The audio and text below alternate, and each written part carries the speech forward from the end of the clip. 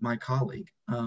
So it's an exciting time, a very important topic. There's not a lot of data out there in regards to web accessibility. WebAIM does some surveys around it. So to have an understanding, a pulse of how many websites are accessible, how many apps are accessible, is a very challenging thing to wrap your mind around. But data is getting better out there, and we're starting to understand things. As a nonprofit, in the international nonprofit that focuses on accessibility, obviously everything that we touch from the digital standpoint has to be accessible for our customers. And it's challenging, frankly. It's challenging because we spent, I can tell you, last 2 years looking and auditing over 20 different LMS, learning management systems, or association management systems, to ensure that we had the right fit that was equal for everyone to access all services and all benefits. We work with organizations as well as individuals, so this is crucial. And I will tell you, it was frustrating because we couldn't find a lot of the applications that we needed, and we had to kind of create our own or tweak a particular application to make it accessible. And we have a long way still to go. But the speakers that you're hearing today are all about integrating accessibility into their products. And I'll tell you what, that saves time and it saves money in the long run. The individuals and the organizations that come into IWP and become members, they get it.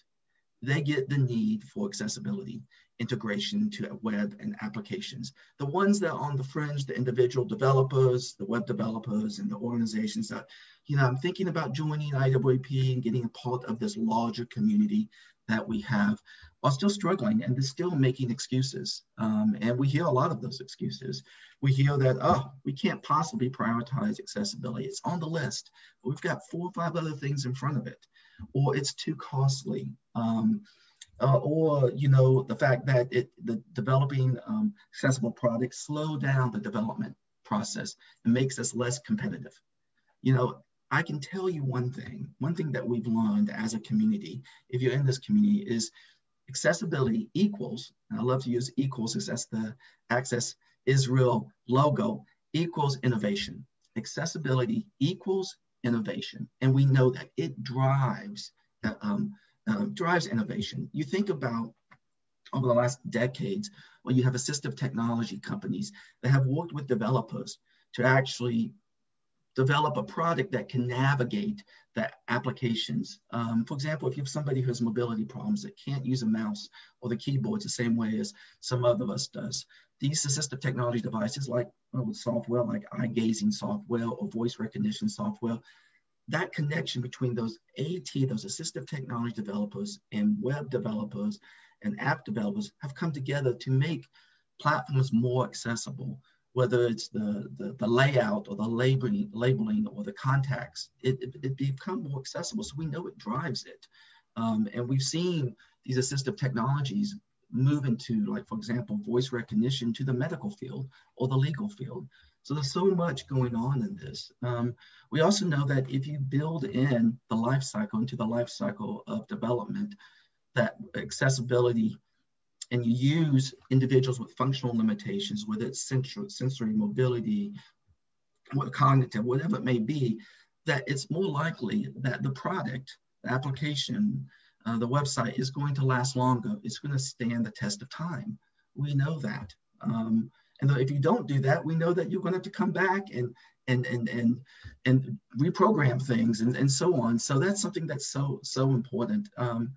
So there's a lot to be thinking about when you listen to these very innovative individuals out there. And the products. It's pretty exciting. I want to end with a phrase that I keep kind of next to my desk, and it was something I picked up in a blog a couple years ago, and I think it speaks volume of what we're talking about here today. It's innovation shouldn't just be about making cool stuff, right? It shouldn't be just making cool stuff. It should be about making cool stuff for everybody, So enjoy the webinar, ask questions, get engaged, stay involved with all our great partners, Access Israel, the Zero Project, Valuable 500, and fill out that survey, the Deborah Rue Global Impact Survey, and get engaged. So thank you very much. It's great to partner. Perfect. Thank you, Christopher. Martin Essel, please, the founder of Zero Project and the founder of the Essel Foundation and a dear friend. Please, Martin.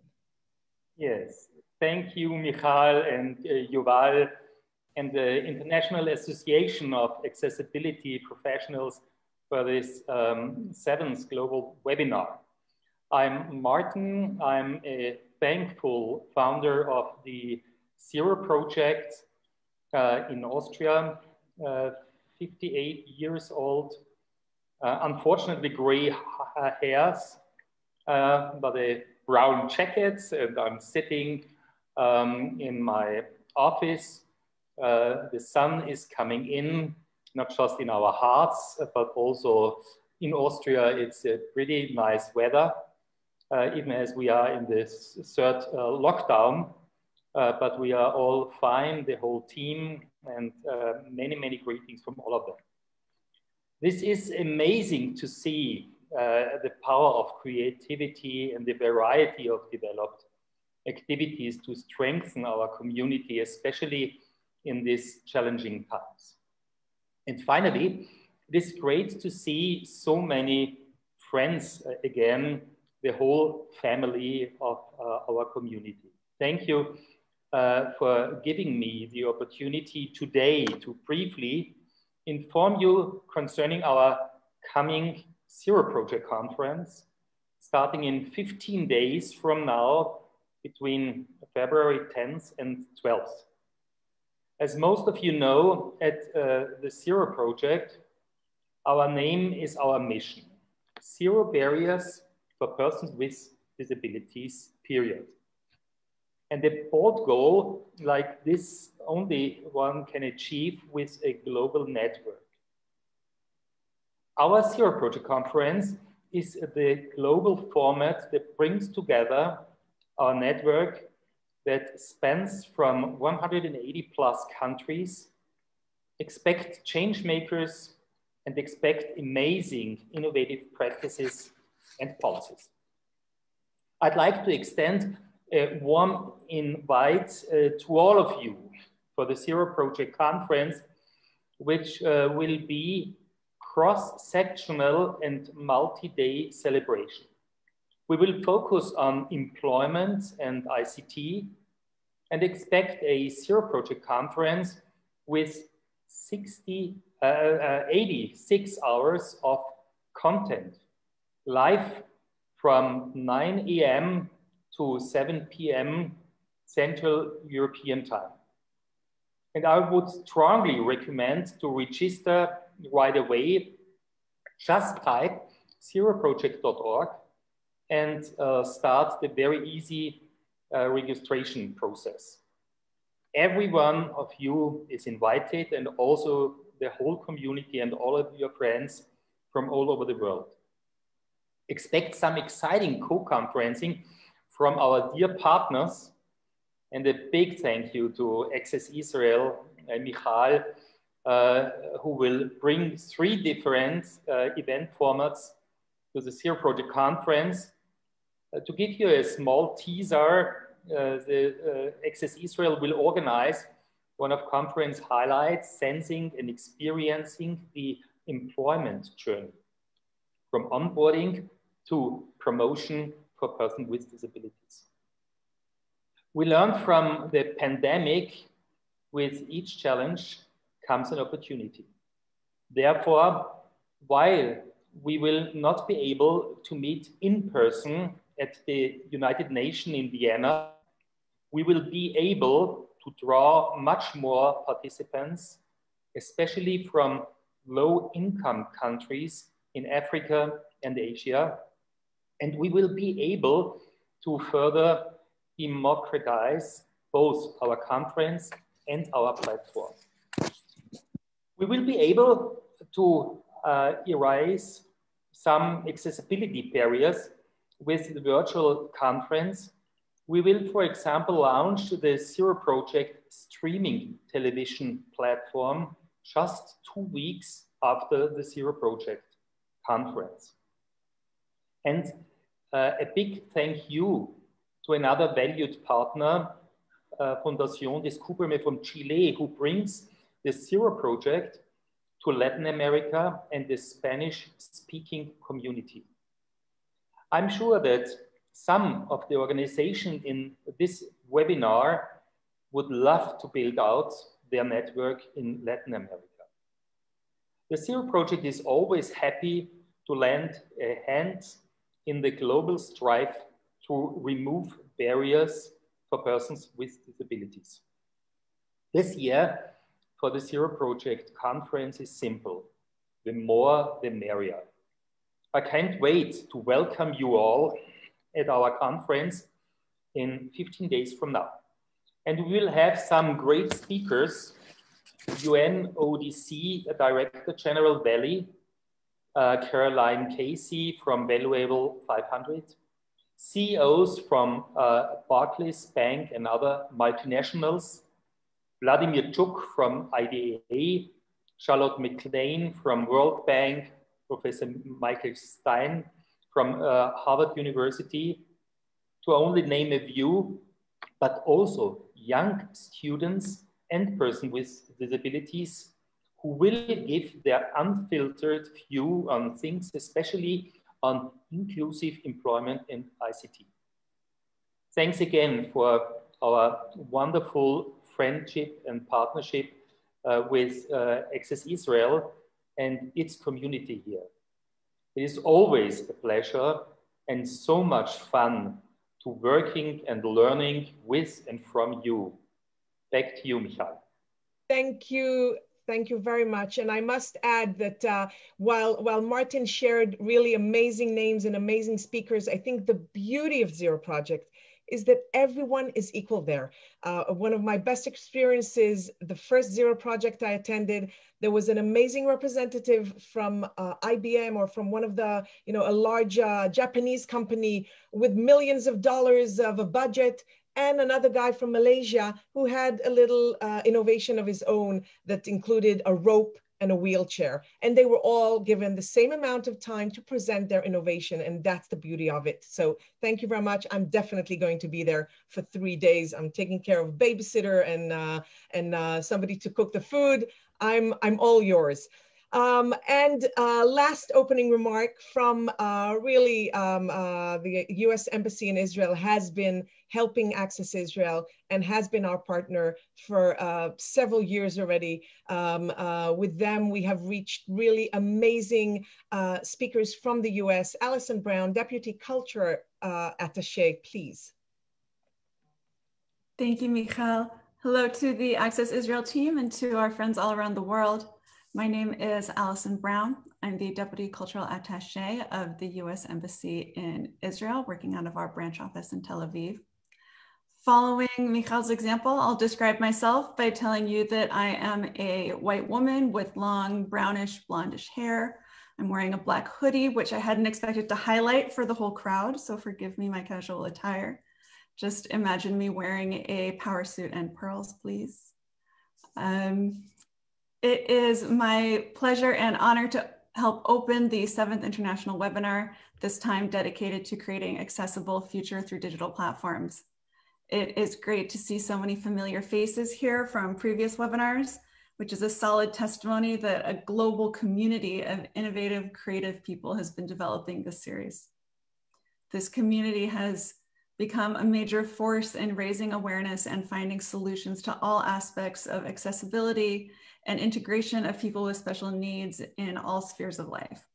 You are agents of true and positive change in your communities, and thanks to programs like this one, also global change. This year has been challenging, as we all know. 2021 has already been challenging, let alone the year before. But if there's something that helped us to make it through the last year, it was technology. It's hard to imagine how our lives would be right now without Zoom, without webinars, without the ability to connect more directly with both colleagues and friends and family. Without sharing the photos of the bread we just learned to bake on Instagram, because for many of us, that was the only way we could share meals with others, being so physically and socially distanced from friends and family. And suddenly, as a result of that, we can all understand a little better the limitations that many people with special needs experience in their daily lives, even before the pandemic. I think that this is an opportunity to help us become more empathetic and more understanding to the needs of others, having experienced just a small fraction of the limitations and the barriers that they face day to day. So the importance of digital technologies in this cannot be overstated. Making the world accessible through apps and technologies now and in the future is of utmost importance because it affects everyone. It provides equal opportunities to all of us, equal access to education, employment, culture, tourism, the ability to simply live our lives to the fullest with dignity as equal human beings. This is a core American value that we in the US Embassy strive to promote in our programs. And that's why we're proud to partner with Access Israel for this series. So I would like to congratulate our partners as well as the 3 American speakers and all the international experts and audience who joined this webinar today. Thank you for your commitment to this topic and for your creative and strategic thinking about it. So I wish you all a fruitful and meaningful session today. Thank you, Michal. Thank you very much. And I won't waste time with long introductions. Yuval Wagner, I guess everybody knows you, and whoever does not will know now, the founder and chairperson of Access Israel, in the first presentation of today, The Future of Accessibility, Setting Our Expectations Straight. Yuval, please. Thank you very much. 1 second. I'm Yuval Wagner.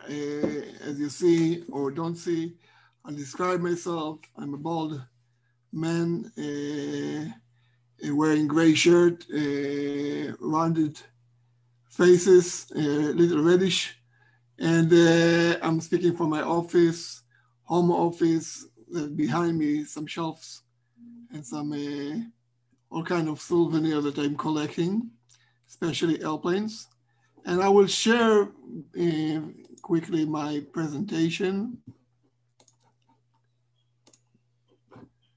And today I will talk about accessible future.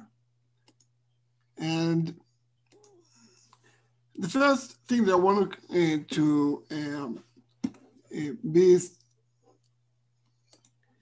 on the same page with you is about the mission. And the mission, the way I see it, regarding, of course, websites and application, is that I'm looking at a world, all countries, where all websites and all applications are fully accessible to all disabilities, to all those that have barriers, and have them to be inclusive and usable for all users. And when I mean the world and countries, I mean also localization, languages. And when I mean websites and applications, I mean not only basic websites, I mean also those that we still have challenges with technologies that have maybe advanced designs, and we need to have them fully accessible for all, especially for vision disabilities. And when I mean accessible, I mean all information and all services, including what is now considered not possible. And when we talk about inclusive, we mean also not only disabilities, but different cultures. And again, of course, for all disabilities, we mean not only the knowledge that we have now, especially for the vision disabilities and motoric disabilities and hearing disabilities, but also for cognitive and other disabilities. So we still have a long way on that, but we have to make sure that the mission is obvious and clear for all of us. I want to share with you a little about uniqueness of the Israeli law, which is unique, where all websites and apps have to be accessible, all. and the exemption is only for tiny businesses. Also, new websites, every new website that comes up must be accessible day one. Okay, it's a very interesting point. Also, every organization that have more than 25 employees must have an accessibility director, which is in charge of making sure both the organization but also the website have to be accessible. Also, every website must advertise both accessibility statement and all organization accessibility services for, for the users, so they know what to expect from that organization regarding accessibility. And also the contact information of the accessibility director in order to approach him for any special needs, question, improvement, suggestion, and etc. And lastly, the law allows lawsuits against inaccessible websites and apps. That means we have the stick. All of this have made a big progress in accessibility of websites and applications in Israel, and we are very proud of it. Now, as you all know, regarding accessibility implementation and methods in website and application, they have a few means that, or a few approaches. One is to implement in the code when you build and when you continue maintaining your websites. This is one way.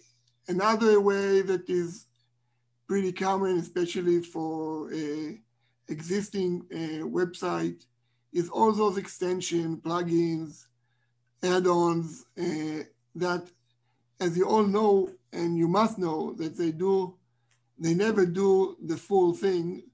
They never been able yet to make full accessible, 100% accessible websites. So they always have still have to make sure that coding is being done to finish the mission of making them fully accessible. And I'm not getting into, why it's good and why it's less good. I have a big discussion about that. And thirdly, various assistive softwares that help you to make sure the website accessible. And as you all know, real improvement in all of these three alternatives in the recent years. It's from year to year, we see more innovation. We'll see some today in our program, and it's getting better and better, and more solutions and more know-how, and it's all for and helping us to make those websites accessible. However, enabling full accessibility is still complex and expensive. And actually, it's still almost, let's face it, I'll say, it's still almost mission impossible to make sure the websites are fully accessible. Now, I'm trying to think, when I'm making many brainstorming with friends and colleagues in this area, and we're thinking of changing the way it's done. Because, for example, when we talk about the target, most of us, when they talk about the target, they say, okay, we have to comply with the WCAG standard, okay? But are we, or do we? Or maybe we have to make sure that we have to focus on the real target of actual full usability of the website. And when do we make our website accessible? Do we do it before, by design, in the core of the code, or we do it after with tools and also all kind of extensions and add-ons? And how do we do it? Again, by code or by extension plugins? And lastly, to whom we do it? To only public sector, like many countries emphasizing that, or all websites like in Israel? All of these are questions, that for us, the accessibility family, accessibility professionals, probably the answers are pretty clear. And I think that we should be a little braver, aiming, to step a step or a big step forward to doing the right thing to engage the real mission of making all websites fully accessible to all. And when I'm doing that, there are some options, and some of them are some suggestions that I would like to put on the table today for you guys to think about, that we should think which is the best way, if it's all four, or maybe we need to think otherwise. And one way is the professional way by code. And we have here the partnership with IAAP, okay? And this is, we call it the professional way. To do it, basic, from the beginning, by the highest standards that they have, and do it the professional way. The second way is making sure that in the future, all the plugin, extension, add-on, and other softwares that are either for programming and testing and others will get much, much better, and will be able to make it fully accessible. So let's be optimistic on that option. But the third one is the one that I really like, and I really don't understand why it's not progressing enough. And I want you to imagine what would happen if all those softwares that are the tools that programmers use to build websites and applications will actually do it automatically. You don't have to study it. You don't need any training, anything. Automatically, all websites in the future will be fully accessible without even us knowing about it, because it can be fully automatic, generated by development software. And this is an option that it's not discussed enough, and I don't know if it's even being dealt with, and I want to put it on the table. And the last option is another kind of out-of-the-box thinking. Instead of making all websites accessible, investing tons of money, making all the people that are in the development of websites and applications studying, learning, and implementing accessibility. In order that, let's, for example, make some kind of a tool that only those who need accessibility will automatically get that as a personalized action in their computer, in their iPhone, in their phone, or in any other media that they use. So there are 4 ways of making the future websites accessible. And it will be, I think, like a big contest of these 4 ways. And it will be very interesting to see what's happened in the future years to come. But in the meantime, and I like this slide that it says the word professionalism, and all the others, it's a little blur for the vision impaired. And because the core for any means of making the future accessible is professionalism. And that's why we love the work that IAAP is doing, making this sure that they have professionalism people that are making sure that they train and consult and do their work in doing it right, and making sure the product, the website application are actually, at the end of the day, are usable for all people with disabilities.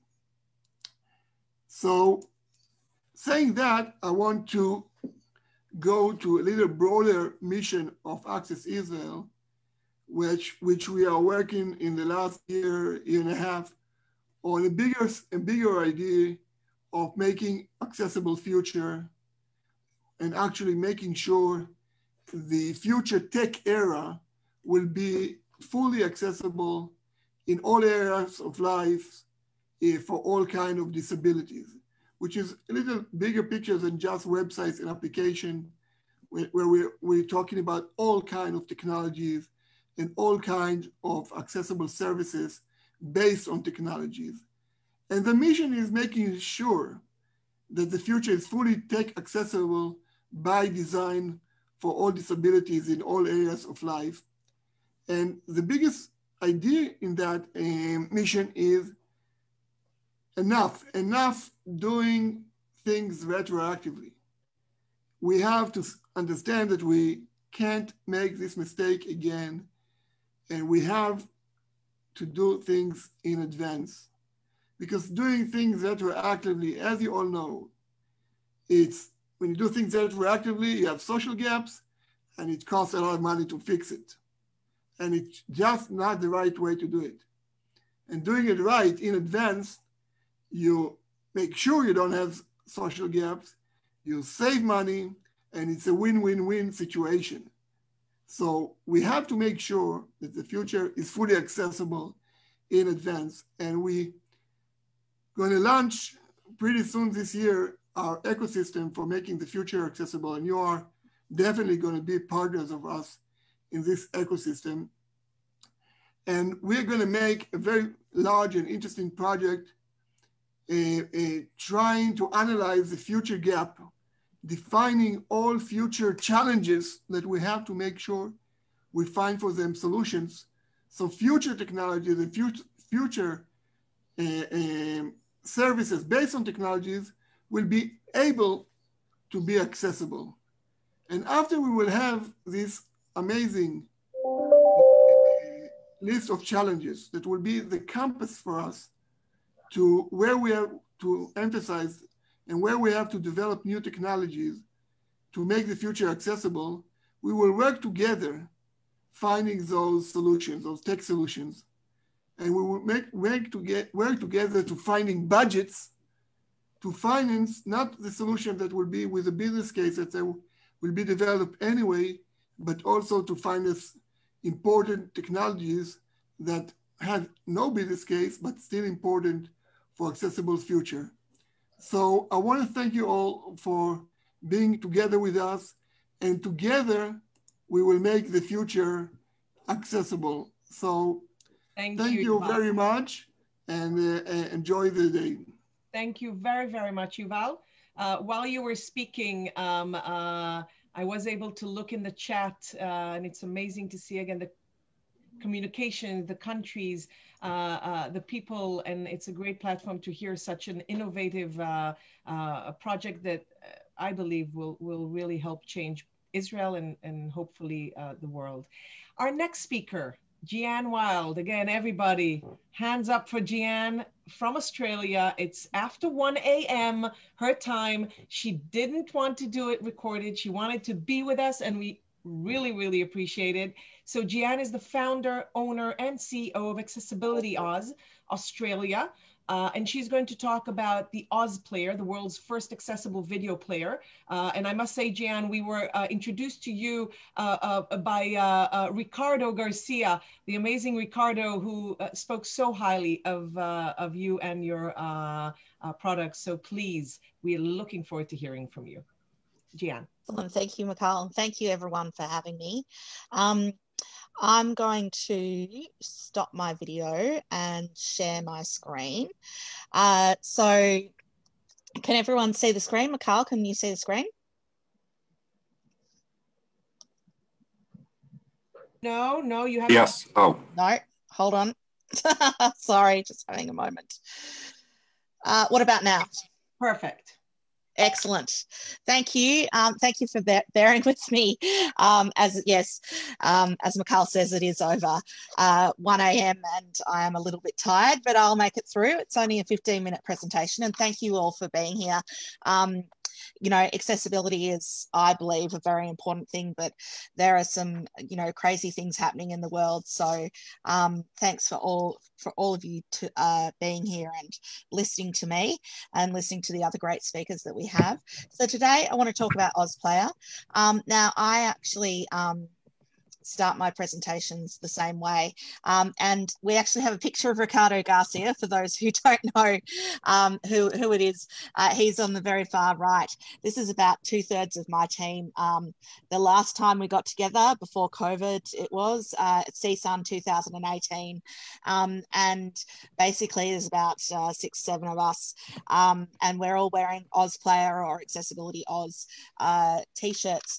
And what was important to me when I started Accessibility Aus 9 years ago was to support people with disabilities by providing them with employment opportunities. And 60% of my staff have some kind of significant disability that affects their daily life. And yet you wouldn't know that looking at us. And we've had people with dyslexia, moderate vision impairment, epilepsy, migraines, severe vision impairment, physical impairment, PTSD, Crohn's disease, multiple sclerosis and cerebral palsy. And the one thing to take from this is that it's not just about vision impairments. A lot of people think accessibility is just about vision impairments. That's really not the case. And we definitely see this in video as well. So I just wanted to start with that and talk just a little bit about video. So now these stats are about a year old because the stats for the year 2020 haven't come out yet, but 87% of businesses use video as a marketing tool. 96% of people say they have watched an explainer video about a product or service. The average user spends 88% more time on a website with a video than on a website without a video. 85% of Facebook videos are watched without sound. YouTube plays over 1 billion hours of video each day. Just to clarify, that's 1 billion with a B. 75% of all videos that are played over the web are played on mobile devices. Facebook has over 8 billion video views per day, and a website is 53 times more likely to be on the front page of Google if it has video. So video is a really important thing that we all should take into account when we're talking about accessibility. Now, there are basically some issues around common inaccessibility issues for video, things like inadequate keyboard access, insufficient control and operation. You know, they say turning off sound, turning on and off captions, etc. Incorrect implementation of some of those features. And then you've got inaccessible content in the video as well. So basically, just a very quick overview on how to create an accessible video. There are 7 steps, and I've written an article. There's a couple of webinars on our site about this, but basically you need accessible content in the video. You need to have an accessible video player. Never auto play the video, so have the video play automatically when you go to a page. You should have no flashing or flickering content. You need to have an accessible transcript, accessible captions, and accessible audio descriptions. So in terms of our kind of development of AusPlayer, it started really in around about the time that I started Accessibility Aus. I was absolutely stunned. I had taken a couple of years off, I suppose, out of the accessibility industry. I was running Monash University's Usability and Accessibility Services division. I started Accessibility Aus, and I thought, oh, excellent, you know, the world's going to be so much more accessible than, you know, when I first focused fully on accessibility in 2005. And I was shocked to find that there really wasn't a great improvement, and especially when it came to video players. And one of the biggest things that I found really concerning was that of all the video players that were out there in 2011, only one of them supported audio descriptions for people who are vision impaired or blind. So audio descriptions are descriptions of what's happening on the actual screen. And so that's really important for people who are blind or vision impaired. Sorry, Miriam, would you be able to mute yourself? Mariam? Thanks. And so I was really surprised. I had spent 6 years working with the W3C, working on WCAG 2, and the requirement of audio descriptions on videos is a AA requirement. And yet no one could meet this requirement because there was only one video player, which is called Able Player, which is a very small player, has very few users, that actually allowed you to create audio descriptions with videos. So we would do a lot of audits, and our clients would say, okay, you know, how's our video player accessibility? And we'd be able to say right off the bat, if you're not using Able Player, it's not accessible. And they'd say, okay, once we gave them the results, you know, can you give us an example of an accessible video player that we can use? And we sort of said, well, other than Able Player, no, there isn't really one out there. And so that's why we decided to build AusPlayer. So we did actually start doing video player inaccessibility testing in 2012. And this was kind of my attempt to try and convince the powers that be, you know, the YouTubes and the Vimeos out there, to kind of pull their socks up and provide this kind of accessibility, like audio descriptions, color contrast in their buttons and stuff like that. So I actually created a list of the most common video players, and I tested them all for major accessibility support, and I actually published those results, and I do that every single year. After a couple of years of that, we actually decided that, you know, that people weren't necessarily taking a lot of notice of what we were suggesting. And so we decided to build AusPlayer. So some of the things that we saw back in 2011, 12, 13 is keyboard traps. So we worked on a site, for example, that you know, they wanted to make sure that their site was fully accessible, and they actually engaged us to modify YouTube so that it was fully keyboard accessible, etc., etc. But what we found is a year later, even though we hadn't changed anything in terms of the code, that video player that was accessible turned into a keyboard trap. And it was quite common back then that video players were keyboard traps in Firefox. And a keyboard trap is where you tab into a video player and then you get trapped within it and you can't tab out. And the reason why it's called a trap is that the only way you can escape a trap is to actually close the browser and start again. So it's a major accessibility issue. And we found that basically, you know, the majority of video players in most of the 2000s and in the early 2010s had these keyboard traps. And we also found that video players that purported to be accessible, so there are kind of, you know, a slew of accessible video players that came out in the early 2000s and 10s, would be accessible initially, but after 6 to 12 months, they would not be accessible and they'd have this kind of keyboard trap. And what would happen is that a browser would update, and of course the code, which was working before, no longer worked. So we did have, you know, a bunch of video players that said they were accessible, but they would be accessible for 6 months and then they would stop being accessible. So that was one of the reasons we built AusPlayer as well. And we decided that we would have to test it monthly to make sure that it didn't have these kind of problems. And so one of the things that we found after we released it in 2013, about 6 months after we released it, we did our monthly test, and all of a sudden the captions were showing up twice on the iPhone. You know, there was no rhyme or reason. We hadn't changed anything, but all of a sudden the captions were showing up twice. So we had to modify AusPlayer to sort of make that happen, to fix that issue. And of course, the big thing that we did with AusPlayer is we provided support for audio descriptions. And so this basically, you could have it as a separate audio file, or you could have it built into your video so that people with vision impairments could actually experience the video as it's meant to be. And so that was something that when we released it in 2013, and it was a good few years before any of the other video players started supporting audio descriptions. And we're happy to say that, you know, YouTube and things like that do support audio descriptions now as well, which is great. And so we are still doing our yearly video player testing, and we release those results.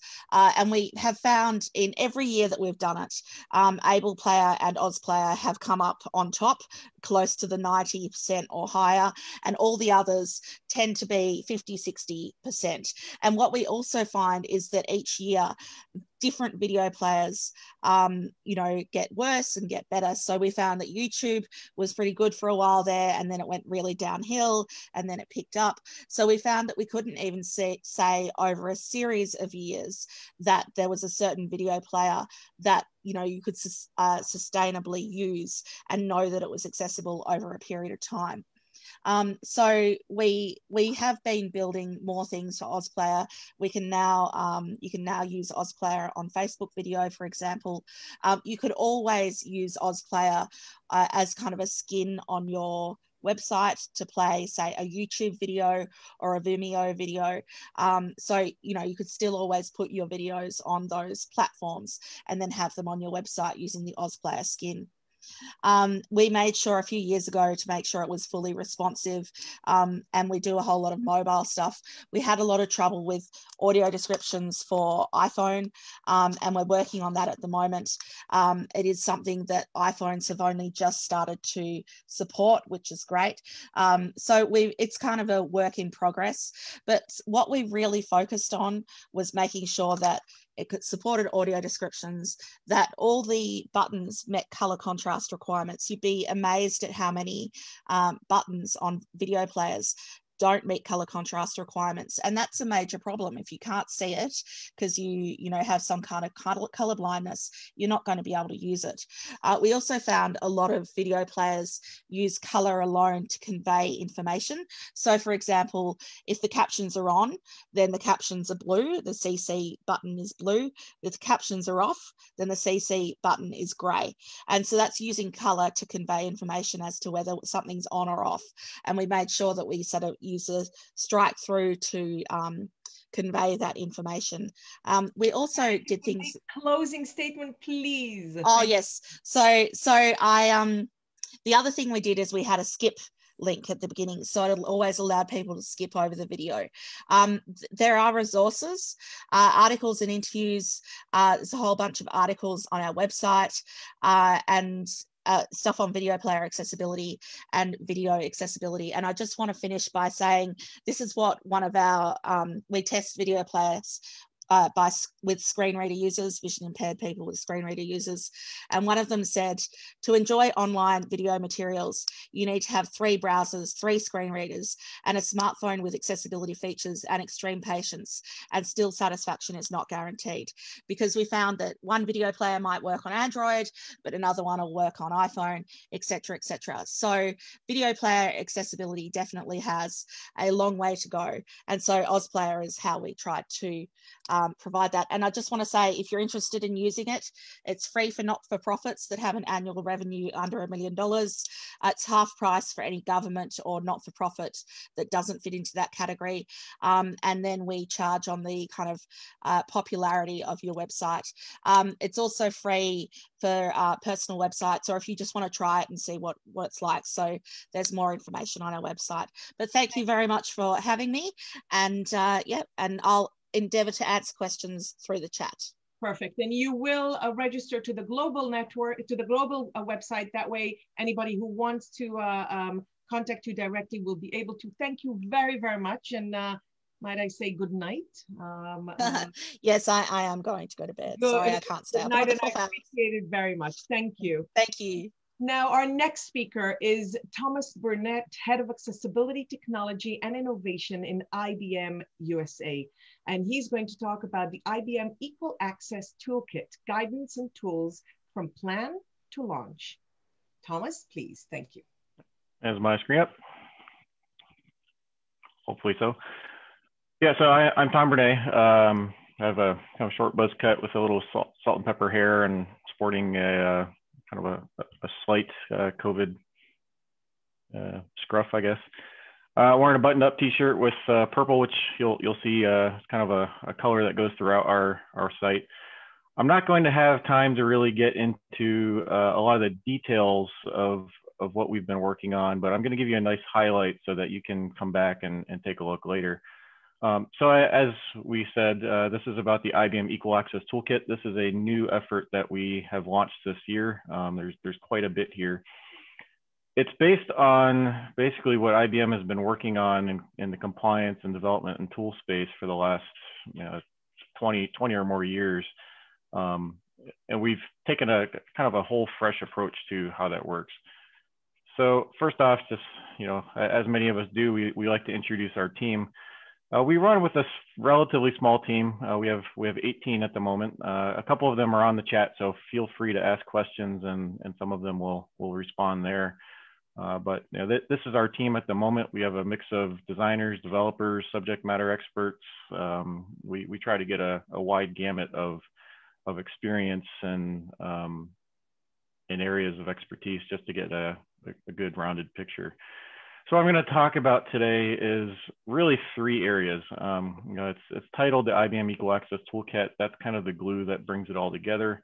I'm going to talk a little bit about IBM's design language and carbon design system, which is something that the larger IBM uses, and then a little bit about our tooling. Everything is available at ibm.com/able. So if you don't remember anything from this talk and you want to come back later, go to ibm.com/able, and it's all there. So you'll find up on the top header of that webpage, Equal Access Toolkit. You'll find a link to our requirements. Over in the right application switcher, you'll find links to the design language. Product is where carbon lives. You'll find our reports, blogs, everything. So if you don't remember anything else from today, ibm.com/able. So let me start off with our Equal Access Toolkit. So this is a website that we launched over the summer, and what it really focused on, we as accessibility experts know a lot of this stuff cold, but what we deal with in IBM is, there's the employees that come straight out of college and know nothing, or we have the acquisition and they're not familiar with accessibility. We have people that come and go. We have projects that the executives have focused on one thing and they're coming back to accessibility later, as we've all mentioned earlier. And so we took a hard look to say, okay, what do we need to do to deal with the people that have never seen accessibility before? They're starting a new project. We want to get in at the beginning and the ground level to help them develop with accessibility. We have projects that are coming in at the end. And so we reorganized all of our guidance around that, and we made it public so that we're not behind firewalls. We're not dealing with restrictions. So it's all out there for everybody to look at. And so we organized the guidance from plan to launch. We focused all of those sections based on role. So like the plan section is more focused on the project managers. The design section is more focused on our designers. Develop section is focused on developers, and so forth. And so we organize all the sections so people can get down to what they need to focus on. We also separated all of the guidance into these levels. And so that, again, helps them focus on how to progress through levels towards full accessibility. So we always have the teams that are like, hey, I've got a million issues to look at. Where do I start? And in the past, it's been, well, you kind of have to go through and decide that on their own. So we're giving them a first step into, if you're getting started, focus on level 1. These are the main things that are going to be the biggest impact for your application to get started with. It's not compliant, but it's to get started. And I guess I should mention, IBM has a corporate instruction that instructs all of our applications and products to be accessible. So we're trying to get people that are getting started through that door. How do I get started? How do I get to that mission to have everything accessible? Related to the toolkit, we also have released a refresh of our requirements. There are a lot of different requirements out there. There's WCAG 2021. There's the US federal requirements, US Section 508. There's EU standards, EN 301549. And so this is really a harmonization of WCAG, the US Section 508, and the EU EN 301549. And it's also broken out into the different types of applications that we run into. So we have web applications, we have more native software applications, there's documentation, authoring. And so what you can do in here is just kind of select which standards you're interested in, what type of application you're working on, and it will filter it all out to what you need. It will also try to break down again into our guidance based on designers, developers, and auditors. You know, they don't all have the same concerns. They aren't all interested in the same things.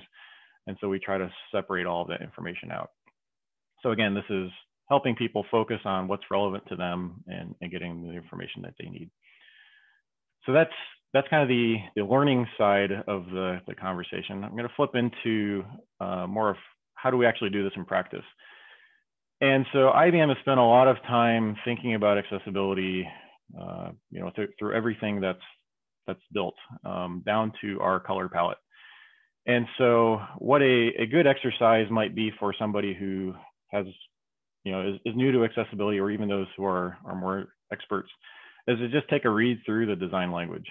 There is a lot of things in there about, you know, even going down to paragraphs of text, how to make paragraphs of text more readable, how wide they should be to make it easy to read, you know, reading through columns of sites and so forth.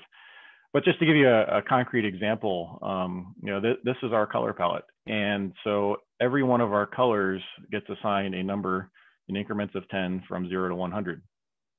And the interesting thing about those numbers is that if you take colors of a difference of 40, they will be contrast accessible. So our designers don't have to pick a color, pick another color, decide the contrast, decide if that's okay or not, flip to another color, pick another contrast. They can just look and say, okay, I want blue 90 with a teal. So anything from teal 50 to 30, you know, will work for me. And so this makes it really easy for them to take a quick glance, pick out some colors and throw them together and make something that's going to be accessible and not have to think about it later. So, you know, this case shows some examples, you know, purple 90 on purple 50 and so forth. And the nice thing that is in the design language is there are not just, here's the result, but there's the examples, there's a thinking behind it. So there's a lot of notes about this is why it's accessible, and this is why we made the decisions to make things this wide, or this is the reason that we picked these aspect ratios. So there's a wealth of information in there, even if you're not using our design system, to kind of influence your own. And to go with the design system, I mean, that's the specification of how we build our applications. And then we also have an open source UI toolkit that goes along with that. And again, accessibility is built into this from the ground up. So there's a description of all the different widgets. On each widget, you'll find a tab for accessibility, and they'll talk about how does this thing work in an accessible way? What are the considerations that we thought of? Down to the screen reader results, lower down in the pages, to say, this is how we tested with a screen reader, and this is what we found. So, and for different platforms and so forth. So on the bottom, I have a little screenshot of Android tests. There's also Windows with JAWS, Windows with NVDA, and so forth. So even if you're not using the system, I bring this up because if you're testing your own UI toolkits and you have, say, a checkbox, you can look through what we did to test and test it yourself on your own and just see what the comparisons are. So this gives you a, you know, how does this work in practice? And then lastly, I'm going to talk about how do we verify. So we've talked about how do we specify it out, what do we use in practice, and how do we verify that things are working. So also in the toolkit, when you launch into the toolkit, the first thing you'll see on the left nav is links to our accessibility checker. This is something that we have been talking about in conferences for 8 or 9 years. And we always had the question at the end, well, that's great, but how do I get it? So I'm happy to say that we have finally been able to open source our rules and engine and the tools that go along with it.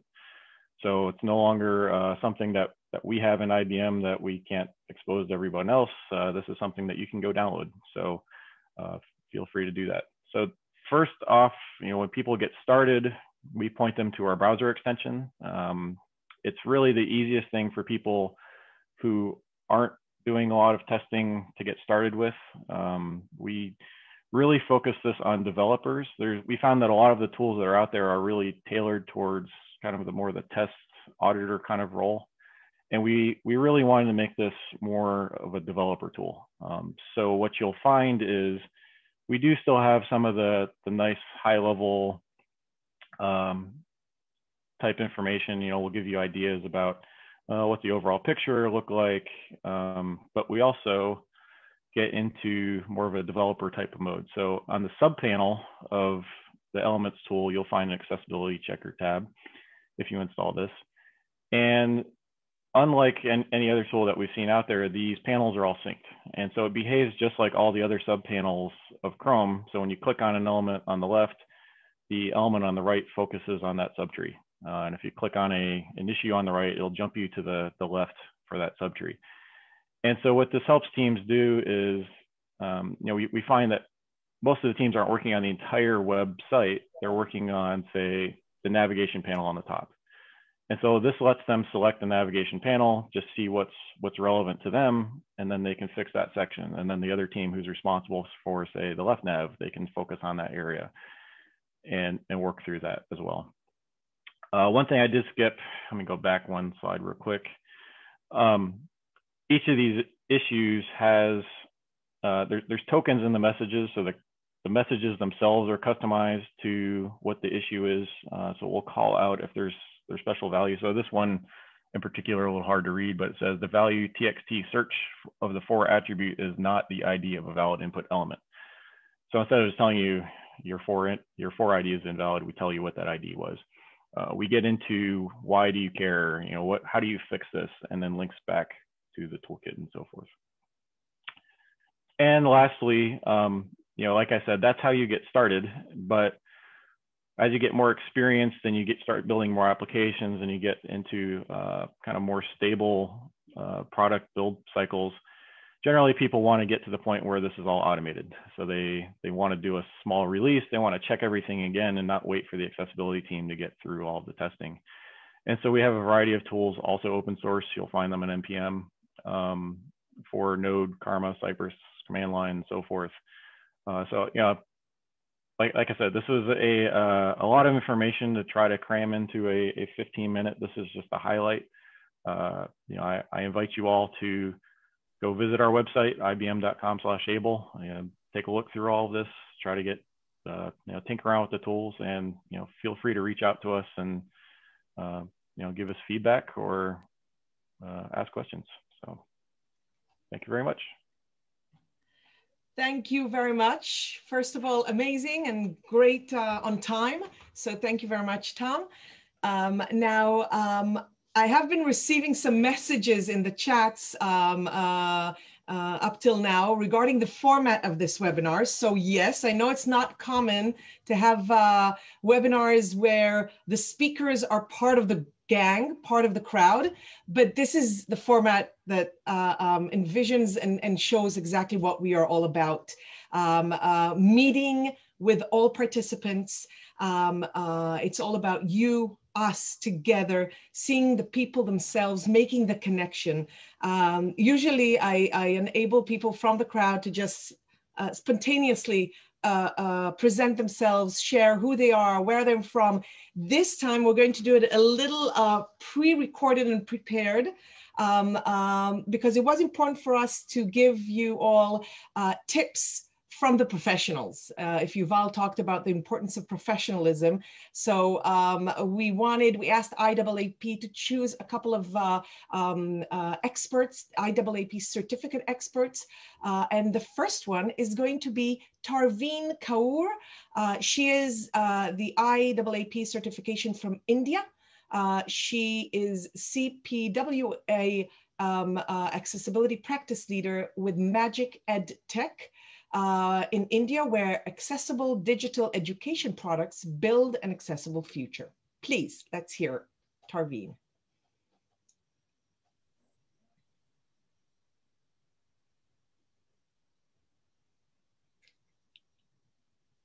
One second.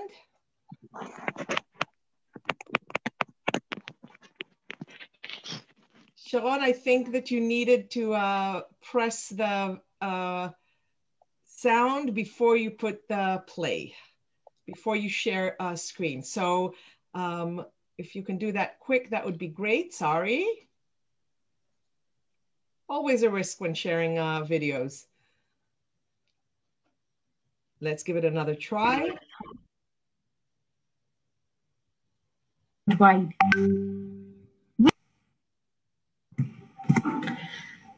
everyone, my name is Tarveen Kaur. I am happy to be participant and a contributor in Access Israel's 7th International Webinar. I earned my CPWA in December 2020, and I'm lucky to be part of 350 plus certified CPWAs worldwide. We are living in a golden age of innovation. I want to share my thoughts around accessibility, and I believe accessibility equals to innovation using technologies. 2021 is going to be an exciting year for all of us, as this pandemic has resulted in digital accessibility coming into forefront. As an accessibility professional, I personally believe these new age technologies like machine learning and artificial intelligence will help us build more innovative tools to cover more automation around accessibility and also ensuring consistent implementation across a wide range of technologies.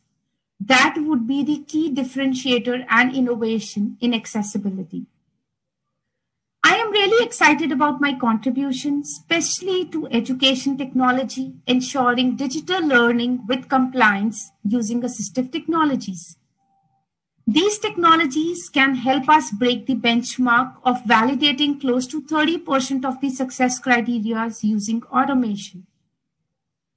2021, as we all know, started with a bang on news on WCAG 3.0. I am personally very excited about it, as this would help us ensure that we have more to achieve with technology, ensuring faster adoption. Looking forward to a great year and an era of contribution to accessibility for EdTech. Thanks for providing me this opportunity to share my thoughts. Enjoy your rest of the webinar. Thank you so much. Perfect. Thank you very much. And from India all the way to Israel, to our next speaker, Tamar Shapira is the CEO and co-founder of 360 Degrees Sense It. And she's going to talk about testing client flows, the new accessibility testing method. Tamar, please.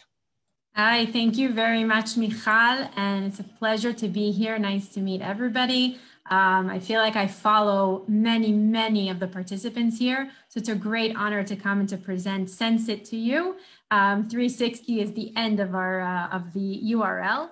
My name is Tamar Shapira. I am CEO and co-founder of Sense It. We're a team that comes from the field. We have the ideation came from our chief of product and accessibility SME. And we've taken a couple of years now to really perfect where we want to take Sense It. And I will be explaining what it is that we do. Just a note, I want to get everybody kind of into my presentation. I'd like you to think about a building that you just built. Oh, excuse me. I just want to let you know I'm a 35-year-old woman with brown hair. I'm sitting here with a black jacket and my background is of LA, maybe because I wish that I could fly, but I'm actually located here in Israel. So if everyone can just think of a building that you've just built, and we are right before our ribbon cutting day. We've brought in the final inspection to inspect the building. The inspector comes to us and says, the building looks fabulous. I've checked everything and I see that you have doorknobs. The only problem is that the doorknobs must be moved 4 inches down. And now you need to abide by code and move those doorknobs 4 inches down. But when you ask him why, you've already tested this and you've seen that there is doorknobs and you received a check for doorknobs, he says, that's great, you validated it. However, you need to test this for usability. Well, ladies and gentlemen, I'd like to introduce you to Sense It. Our belief is that you need to shift left for accessibility. We see that in 2021, one of the trends for automation testing is to utilize accessibility tools and toolkits in automation testing. And I'm talking not only for accessibility, I'm talking about automation testing in general in organizations. And we do believe that it's critical to integrate accessibility into the development cycle as early as possible. And this is the reason and what we've created, or the reason that we've created it is so that we can enable a more inclusive digital world. And we believe that doing so can only come from the developers and the development cycle, and we need to provide them with the proper tools. So I think it was mentioned before by Chris, and it was wonderful to speak. I'm honored to speak after Tom of IBM, because we look up to everything that you're doing and bringing out. And there is proof that you do save on pre-production debugging. Of course, when you have tools for developers, your developers can work on accessibility from the get-go. As a company, you can proceed to market much faster. And then of course you have a faster time to ROI. I just want to note that I'm going to be presenting our approach to testing, and I'm available to answer any questions and speak to you further later on. So really what we've done is we've taken the perspective of user flows or user journeys, client processes, client flows, however we want to call it. The point is that our understanding is that if we can look at a digital product, a website or a software system, from the eyes of the user, that they have to go from point A to point Z, we understand that testing that, that process as we did as manual testers would be the most efficient and the smartest way to execute an automation test. So essentially what we've done is we've actually aligned ourselves with the business case. We've taken processes we've taken the processes or client flows for these digital products, and together with business goals of the company, we're not only supporting the organization, but creating efficiency. So what Sensit actually does is tests for usability. Okay, if we understand that the validator is showing us that there are doorknobs in our building, Sensit will come and say, there are doorknobs, but this one is not usable. I can't actually turn it.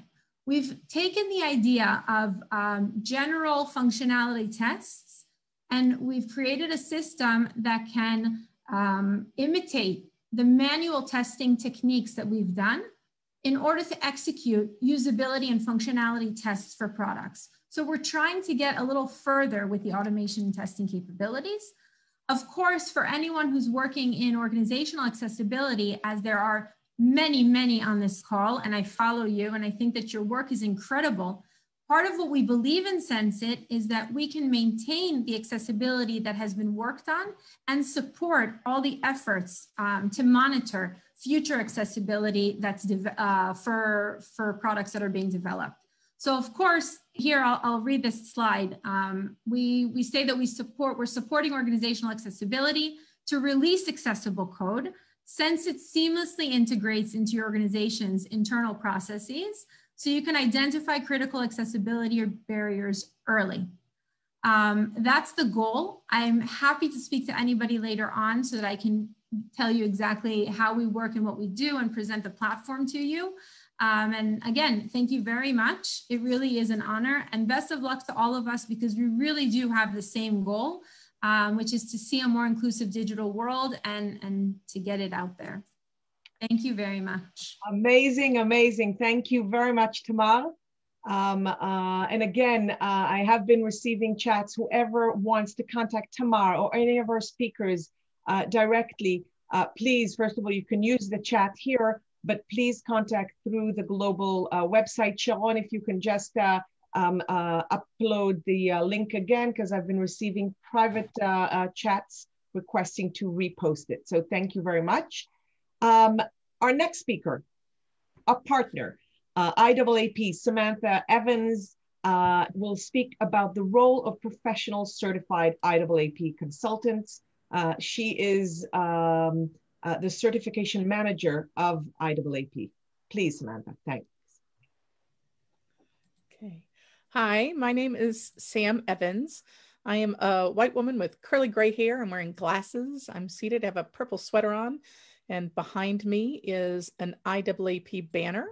But I'm going to shift over and share my screen to display a PowerPoint slide. Let's see. Okay, so I believe I've shared my screen now.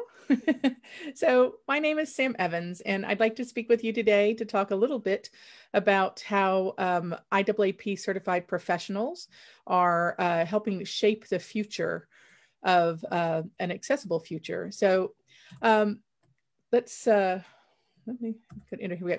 So IAAP offers several certification programs. So professional certifications are overviews of skills and knowledge and are not tied specifically to a course or an educational program. While there may be prep programs, their goal is to express knowledge and information. I'm really excited that today several of our speakers that are going to follow me hold our CPAC, our CPACC credential, and our CPWA. And you've heard from one of our CPWAs just a moment ago on her recorded video message. I see several other of our credential holders in the audience. So let me give you what these, an overview of what the names are, and then we'll talk about the skills and benefits and knowledge base that each of these credentials bring to helping build an accessible future. Our first certification is the Certified Professional in Accessibility Core Competency. It's displayed on the screen along with 4 other circular icons. They are all blue in the middle circle. It has an IAAP stylized logo where the A's are bridged together as in accessibility around the world. They also have the word certified in the middle. And then each of the circles has the acronym for the credential and then a unique color bar around the outside of the blue badge. So CPAC is our Certified Professional in Accessibility Core Competencies. We pronounce that CPAC. WAS, the Web Accessibility Specialist, is second. CPWA is Certified Professional in Web Accessibility, and that's when someone earns both the CPAC and the WAS. The CPABE is the Certified Professional in Accessible Built Environments, which has 3 levels. And then our newest program, which we're really excited about, is the ADS, the Accessible Document Specialist. So I'm going to leave this slide where I've displayed the 5 badges that are the graphic representations of our certification programs and move forward. So our core foundational certification program is the CPAC, CPACC. On this slide, there's a title of Certified Professional in Accessibility Core Competencies, and then in parentheses, CPACC. The digital badge is on the left. It's the circle, the blue badge for CPAC. And then on the right is some information. This is how CPACs help shape the accessible future with their knowledge. So CPACs hold some really strong understanding of types of disabilities, understanding what disabilities and their attributes are so they can better understand and help shape conversations around removing barriers for people with disabilities. CPACs also have a good understanding of the different theoretical models of disabilities and their strengths and weaknesses. So understanding the models of disability will help people understand how people are approaching disability and accessibility in their concept and design and delivery. CPACs also have a really good understanding of the adaptive strategies. How do people with disabilities adapt to the environment that has been built and provided that has barriers built in? So how do we as people with disabilities adapt to the world? What are the assistive technologies that people with disabilities use as an accommodation or their primary source of access to the world? In the accessibility world in the digital space, we know many of them as digital assistive technologies. CPACs also have a really strong understanding of universal design and universal design for learning. So understanding these core concepts help design, helps construct, help discussions about how do we approach things, how do we build products, services, tools, and how do we even build our own policies and procedures in our organization. CPACs also have a good understanding of the tenets of web accessibility, understanding POUR from WCAG, not a deep dive, but well enough to speak confidently about the components of digital web accessibility in our world. CPACs also have some good understanding of accessibility laws and regulations around the world, how different countries serve to protect and promote the rights of people with disabilities, and unique components of laws and regulations about unique pieces of accessibility law. All of this works together for people who hold the CPAC because they are able to advise on how to integrate accessibility into an organization, whether that's policies, procedures, or advocacy, or into the workflow themselves. So that's an overview for you about how our CPACs around the world, almost 1,300 CPACs in 49 countries around the world. We're really excited to see that continuing to grow. So the second credential and certification we offer are web accessibility specialists. This slide displays web accessibility specialists, and then in parentheses, WAS across the top. On the right side is the blue WAS WAS digital badge graphic. And then on the left is the text about how WAS candidates help shape an accessible future with their knowledge of primarily creating accessible web solutions. So WAS credential holders understand the key components and structures and semantic of the code underlying, but they have a really strong understanding of WCAG 2.1, including WA ARIA, ATAG, and both the normative and the non-normative components of web accessibility. Having that context of not the normative data, but how people are impacted, the actual usability is really important. So our WAS credential encourages and requires both the technical knowledge, but also the usability and the human impact. So the next component where WAS people shine is really in identifying accessibility issues in web solutions. So this is accessibility and usability testing with a variety of types of assistive technologies, but also understanding the limitations of automated testing solutions and the value of manual testing in addition to automated testing as best practice.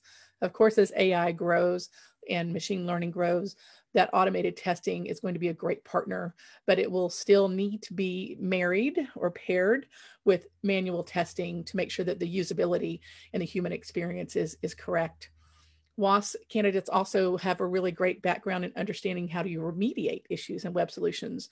So they can speak to the level of severity and how you prioritize which challenges need to be solved first and make recommendations for the strategies about how to incorporate accessibility in web accessible apps, products, and services. So CPWA, this slide is for Certified Professional in Web Accessibility with the, in parentheses, the letter CPWA. On the left is the digital badge in blue with a silver external ring for CPWA. So our CPWAs are people who have earned both the IAAP CPAC, CPACC, and WAS. So they have the core foundational understanding of accessibility, disabilities, assistive tech, and web accessibility. So they bring a really strong knowledge of these pieces together. They can also talk about integrating intermediate technical web accessibility skills and core competencies with a great understanding of experience and accessibility and usability. And they can help organizations really integrate and create best practices in design for their policy and their technical areas across an organization. So CPAC is awarded, it's not a separate exam.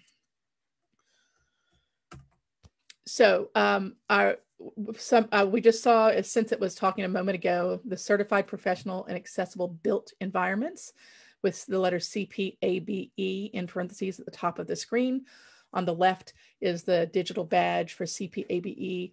And this is a program that has 3 levels. And this is for people that work in assessing and analyzing and making recommendations about built environments in the physical space. But in the 21st century, our built environments and our physical spaces integrate a lot of the Internet of Things and smart technologies. So our CPABE, our built environment professionals, are helping shape an accessible future by making sure as they audit built environments, that they include digital components of space and structures, that they have their understanding and applying best practices in universal design, including smart technologies, and implementing accessibility standards, codes, and international legislation for specific space and building purposes, which we're pleased to see are starting to incorporate smart city components and Internet of Things and smart technologies. So they're able to present findings to built environment teams so that they understand the relevance of accessibility, both in the built environment and in the digital space that is part and contributes to our built environment dynamics. Wayfinding was something that was just mentioned, and wayfinding is really important in built environments. And right now, much wayfinding is being integrated into the digital space. So Most recently, and I'm proud to have several of our subject matter experts on the call with us today, is the Accessible Document Specialist, or ADS, and that's the letters ADS in parentheses at the top of this slide. On the left-hand side is a circular digital badge that says ADS and has a purple external ring. So our Accessible Document Specialist shape an accessible future by creating accessible documents, both in their authoring formats. So whether that's a word processing document, a spreadsheet, a slide presentation, or desktop publishing tools, but also in remediating documents in a variety of formats, whether that's remediating the original authoring format or in a final format that's been exported to, often in PDF and other platforms. ADS specialist, the Accessible Document Specialist, can audit and test documents for accessibility and for usability, and they understand and explain the limitations of automated document testing and are able to incorporate and explain why, beyond those automated checkers, we do some manual testing and understanding what that means for the usability of somebody who utilizes assistive technologies to engage with documents in the electronic format. ADSs also help establish workflows and best practices for creating and incorporating accessibility best practices in policies and procedures, and also help advise on policy and advocacy within organizations. So it's a really nice way to incorporate accessibility, not just on the technical side of things, but in our marketing communications world for accessibility. So what we're talking about today on this great webinar with so many of our community friends and colleagues is about building an accessible future. So we're really proud to see the work of our IAAP certification holders and all of the accessibility practitioners working to provide guidance, advice, and services to remove barriers and make the world a more accessible place for everyone. IAAP certification holders are also demonstrating a commitment to the accessibility profession. We are actually working in a profession that is complemented by industries as well. So our certificates are advancing the roles and responsibility of accessibility professionals and distinguishing those unique skills and knowledge. So part of what happens with a certification program is that it helps to establish a benchmark or a set level of skills and knowledge and some standards for professionals and practitioners in a field. So we're looking forward to and enjoying seeing business, industry, government, and services recognizing these as a baseline or a standard. We're also increasing awareness and recognition for the accessibility profession in the work we do every day, and highlighting and designating the commitment of organizations to accessibility and inclusion in your ethos, or who and what you are as a company, an organization, or a service provider. So I think we may have a few minutes if there's questions. I'm happy to chat. That concludes the time that I have. I do a great deal of work just supporting the amazing work of so many people, and I'm so pleased to do good work for good reasons for really good people around the world. And we hope if you're interested in pursuing one of our certifications, you'll reach out to us. We do host certification drop-ins twice a day on Wednesdays. And I'm going to share our final screen. At IAAP, we are united in accessibility. We're building an international community of accessibility professionals. My email is displayed on the screen, certification@accessibilityassociation.org. And our website is accessibilityassociation.org. Great, thank you very, very much. And I've some people from Israel have asked me in the chat. So whoever in Israel would like to join and become certified, please contact us. We are, you call it the representative of IAAP in Israel. So yes, we chapter, are yes. more than happy to bring you in and help you become one of this amazing group of experts. So thank you very much, Sam. And again, thank you for all the partnership between the organizations. You guys are doing an amazing job. Thank you so much. Thank you. Our next speaker, and I must say that I'm very proud because we are on time. Our next speaker is Amber Knabel. I'm very sorry if I'm mispronouncing. My name is Michal. It's usually mispronounced all over the world, so my apologies. Amber is a customer success manager, CPACC from Fable, Canada, and she's going to talk to us about how to include people with disabilities in product development lifecycle. Amber, please, thank you. Thanks so much. Amber Knobel here. Yes, it's a bit a difficult one to pronounce, but thanks for the effort. I am coming to you from my home office here in Toronto, Canada.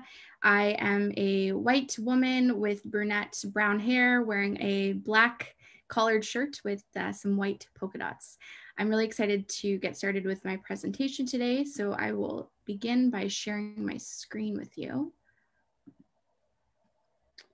Okay, hopefully we can see my slides. Please let me know in the chat if you're not able to. Okay, thanks, Michal. Great, so I'm going to be talking to you today a bit about Fable's crowd testing platform and how you can implement a people-first approach to digital accessibility, which I'm quite passionate about. So before we dive into it, just a bit of background about myself. I am CPAC certified, which we just heard a great overview from Sam on what that entails. I joined the team at Fable in 2018, and I am customer success manager, which means that I get to work with our customers every single day who are leveraging Fable to support their accessibility goals, whatever that looks like for them.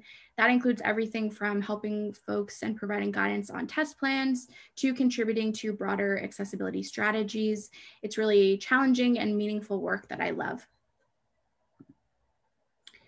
When it comes to including people with disabilities in product development cycles, one of the biggest pain points that we hear very often is the time it takes to recruit, or the logistics involved with setting up the logistics side of things.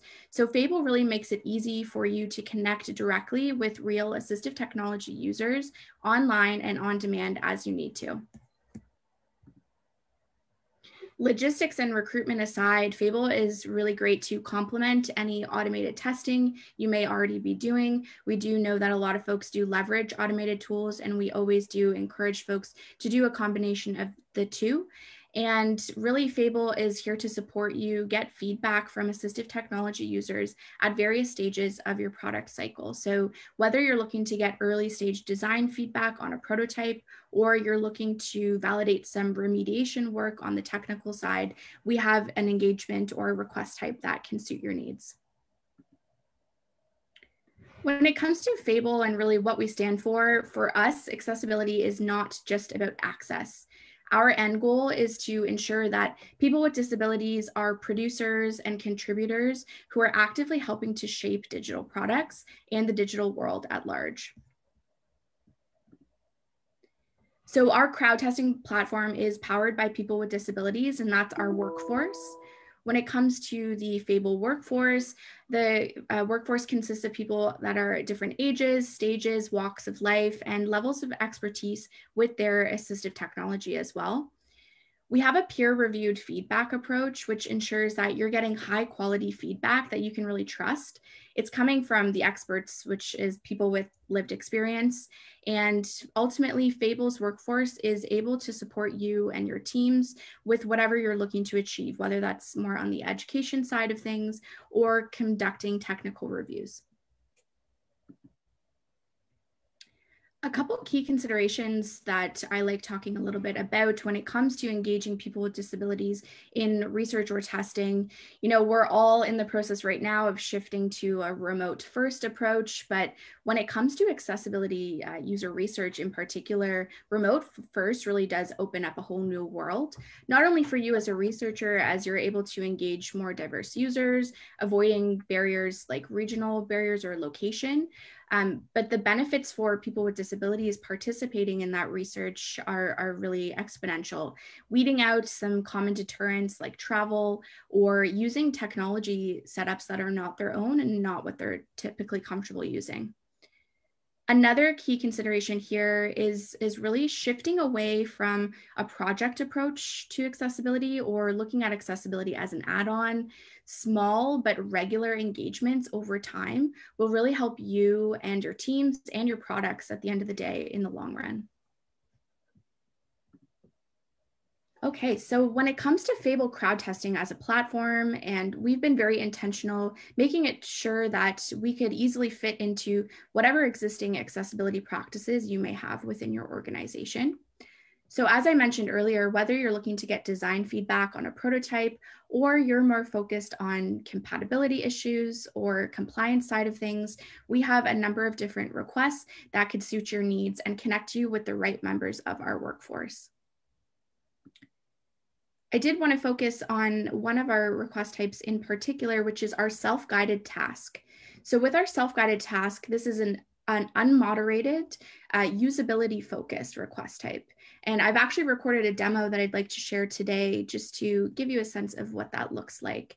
I just want to make sure that I've shared my sound. If you just give me a second here.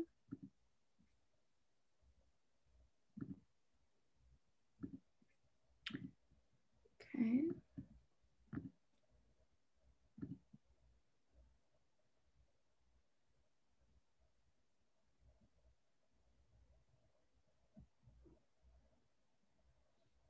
Sorry for the delay here. Hi, I'm Sam Prue, a tester here at Fable Tech Labs. Today I'm using the NVDA screen reader on the latest version of Windows 10 with the new Microsoft Edge. Today I am testing the IAAP website, and I'm going to look for information about certifications and how to prepare for them. So the first thing I'm going to do is navigate by heading. There's two about headings. Learn about. And the first link I find by arrowing down after I get to the Learn About heading is the Certification and Professional Development. So I'm going to guess that that's the page I want and go ahead and press Enter. As I wait for that to load. Once again, I'm navigating by headings. And I find a heading about certification.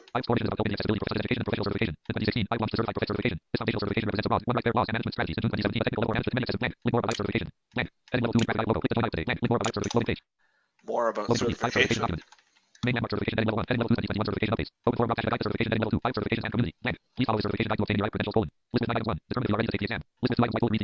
And so it looks like the guide to certification is very well formatted in a list that's quite easy to follow.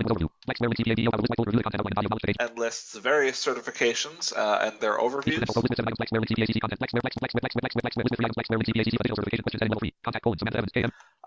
As well as information about where to go and how to prepare for each certification.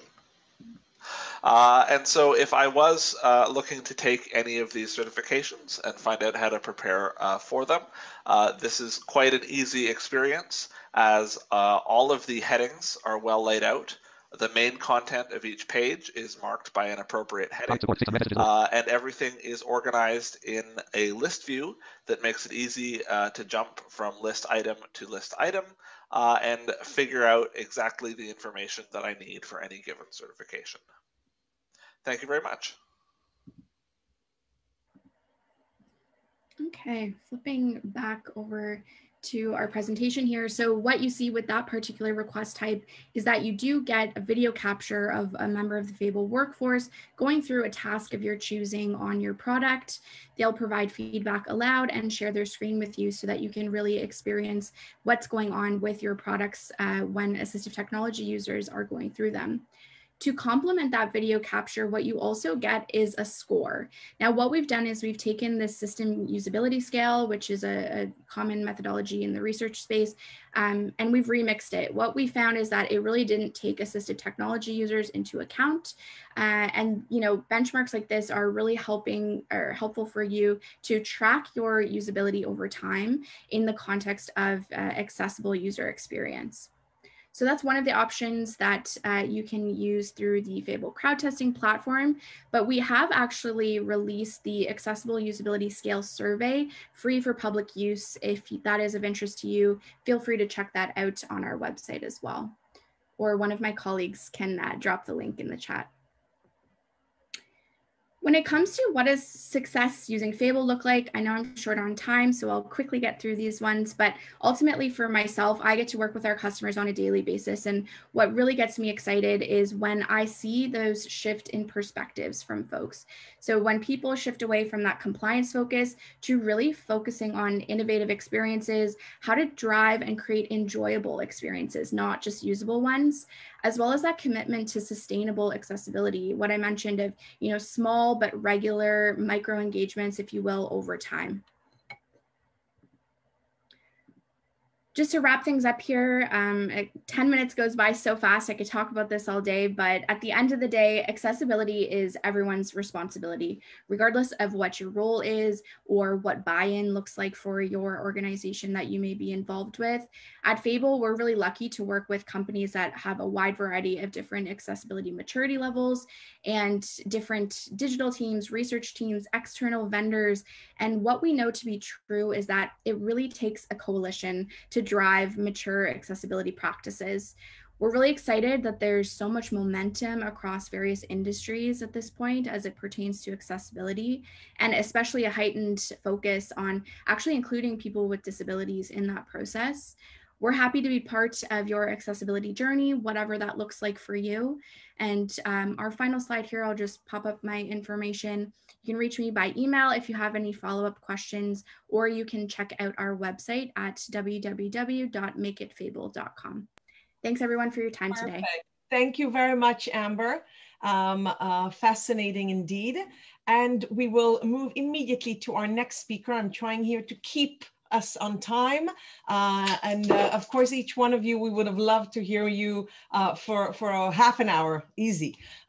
So I'm sure that there will be continuation following this webinar. Our next speaker is Ty Damore, Vice President of Strategic Partnerships in Audio Eyes, USA. And Ty is going to talk about new technology for website accessibility. Ty, please.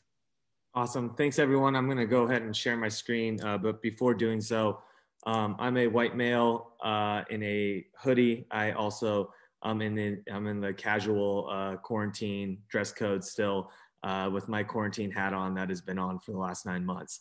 So thank you, everyone. It's amazing watching everyone present today and all these awesome technologies and people from all over the world. I'm going to go ahead and share my screen here. Let me know if you're able to see full screen. Perfect. So first and foremost, a little bit about Audio Eye. So Audio Eye, we focus on digital accessibility. We are over tens of thousands of clients ranging from large enterprises to very small, medium-sized businesses. But really at Audio Eye, what we try to do is try to combine the most innovative technology with AI and so forth, and also a team of expertise, because what we want is a true inclusive world for all, as all of us on this phone do and on this Zoom call today do. And really what we think is that we need to find ways to get accessibility to the everyday designer, the everyday developer, and even going into the novice level. And that's really where we focus on with our technology and how we view digital accessibility. So we have an approach, right? We believe, as we've heard on this call, that there's this blend. There's AI tech, and then there's experts. And if you can blend those two together, you can find an efficient way to scale accessibility. With over 90% of the web still inaccessible, we really feel that there needs to be this blended approach. And that's really what we do. And we've actually just launched out a new product that we'll go through today that really helps us understand how can we utilize as much AI to drive efficiency and as much expertise with manual testing. And when you're doing manual testing, can you start to find patterns? Is the web actually sequenced in a way where when we start to find these patterns, we can create automation to these patterns? And the only way we'll find these patterns is by utilizing a manual user. So with that, we've launched an all new platform that just came out last week. Inside of this platform, we are now starting to utilize an accessibility score. But one of the biggest things that we're doing is live monitoring. So the way that our technology works is that it's a JavaScript that goes into the footer of your website. Now that JavaScript does a few things, from remediations, but more importantly, it gives us the ability to start monitoring where accessibility is on your website, where accessibility pitfalls are, and where we can find ways to present those pitfalls to the user or to the developer so that they don't make them again, and that we can actually solve those issues, and really trying to simplify that process, right? Accessibility is something that we still are working very hard on to get integrated into education and into schools. So how can we take this accessibility score and this live monitoring and deliver it to the web pro or the designer or the developer to try to teach them and educate them about accessibility along this process? So this is a little bit of how the portal looks and what the portal is. So from the moment that you embed the JavaScript, we're going to start calculating an accessibility score. So we're utilizing an algorithm that's written to the most current standards, and we're actually being able to detect those issues and start to deliver back a score. But one thing that we do at AudioEye, and I think we heard this with IBM as well, is that we're starting to look at things and say, okay, with 100% confidence with automation, we know that these are issues of accessibility. With 50% confidence, we know that this is a potential problem. And on those issues that are potential problems, instead of taking a guess or instead of risking the ability of a false positive, what we're actually doing is we have a community of assistive technology testers or SMEs that will actually go through and identify those issues and say, nope, that is an accessibility issue, or that is not an accessibility issue. And we're actually testing those so that we can find as much automation as we possibly can, but then consistently keeping that manual touch in the process. Now, one thing that we think is very revolutionary to how we're presenting this is that we're going to start to pattern the issues that we find. So if we saw something that said, this is a 50% of a problem of accessibility, and all of a sudden we consistently are starting to manually remediate that, our team is able to start finding that pattern. So think of it a lot like when you talk to Siri, right? The first time that you talk to Siri might not be great, but the more and more and more you're utilizing that speech to text, it's going to get better and better and better. That's the same way that we view our automation, is that the more manual users that we put in identifying these problems and identifying how we remediate and how we identify them, the more automation we're going to be able to get. And then the more we're going to be able to present that to the user so that we can shift left and not start that problem from the development process. But more importantly, we can deliver accessible technology to the users. You'll also see in our portal that we are talking a lot about accessibility and educating. We think at AudioEye that the more education we can get out there, the better. So we're really trying to simplify it down and trying to get as much communication out to the public, but really simplifying down that information and not trying to go to 202 type content and keeping it very much at 101 from the start. The next is just a little bit about our monitoring. Our live monitoring system is something that I love because the JavaScript is on the site at all times. With that JavaScript being on the site, we're able to consistently monitor in real time all the time. So if we see an accessibility score immediately drop down, and it's because XYZ marketing department didn't tell someone that they're going to release something, we can quickly notify that. We can remediate that with the team. And then also we can talk to that, to that team that uploaded the inaccessible content and really try to shift left again and saying, hey, let's not do that. But that live monitoring gives us the ability to quickly identify when something on the site could have gone wrong. And that still, for us, is a big thing because that JavaScript is always scanning, it's always running, so that we can know where these real-time issues could solve problems or create problems for AT users. Just a little bit more about AudioEye. I know that we're a little short on time, so we'll keep it quick. Is that we really take accessibility to our heart. And I want to spend a little bit time talking about the IAAP and the CPAC certification. At AudioEye, every single employee that comes into the organization has to go through CPAC certification within their first year of employment. We believe that not only is accessibility something that we are trying to teach our clients, but we are trying to make this more mainstream. And we believe that, just like when you launch a website, you need to find out what hosting company you're going to work with and what platform you're going to be on. you need to figure out how you're going to make your site accessible, whether you're going to educate yourself and do it yourself, whether you're going to use automated tools or you're going to outsource it. So we highly encourage everyone to take that CPAC certification. It is something that will teach you a lot of foundational knowledge on accessibility. And at AudioEye, we're always happy to help. If you are going to take CPAC and you look for study materials, or you want to join our Slack channel where you can get with our employees on CPAC, feel free to give us a call or email us, and we'd be more than happy to. So thank you so much. Perfect. Thank you very much. Our next speaker is Thomas Logan from Equal Entry, Native App Accessibility Basics on iOS and Android. Now, please note, Thomas is coming all the way from Japan, and due to the time differences, this was already too much to ask. He sent us a video of his presentation. So let's hear from Thomas, please. Thank you very much. Hello everyone, I am Thomas Logan from Equal Entry, and I'm excited to be here today at Access Israel 2021. I hope I can be there in person next year for 2022. I'm going to talk to you today about native app accessibility basics on iOS and Android. So this is a short introduction of some really easy wins you can do for accessibility on these two platforms.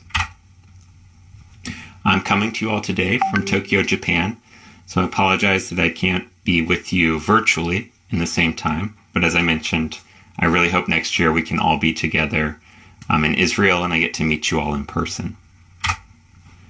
So let's kick off with looking at a tool on iOS and macOS called the Accessibility Inspector.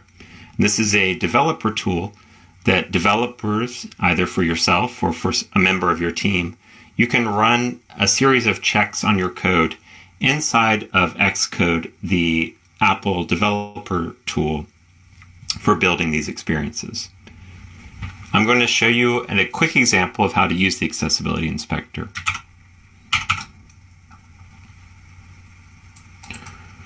So here I am inside of Xcode, and I have downloaded the Fruta example, which is a 2020 SDK sample from Apple. We can go to Xcode, Open Developer Tool, Accessibility Inspector. So this is great that this tool is built into the operating system's main developer environment. So one of the first things we want to do, I need to build my application. So I'm going to start running Fruta on a virtual iPhone 12 phone. So this is my virtual environment. So inside of Xcode, you can pretty much load up any version of the different iPhones, iPads, Mac operating system environments that exist. We start off with a menu page for this app. So we can see that we have lots of different smoothies that we could potentially order from this store. Now on the Accessibility Inspector, what we need to do is use this drop down, and you can run this inspector on your phone or you can run it on the simulator. Today I'm showing you a demo of the simulator, and this is something that a developer could do as they're building their iPhone experience. You would select the simulator. One thing you can do quickly is click this target icon, and this is basically a way to hover over different elements in the UI and get a description of what the inspected element is on the right hand side. Now the most common task is going to go to this second tab, the Audit tab, and then you can click Run Audit, and Run Audit will then run a series of accessibility checks on the page that you currently have displayed in the simulator. Now on the Berry Blue Smoothie screen, let's click the Run Audit button.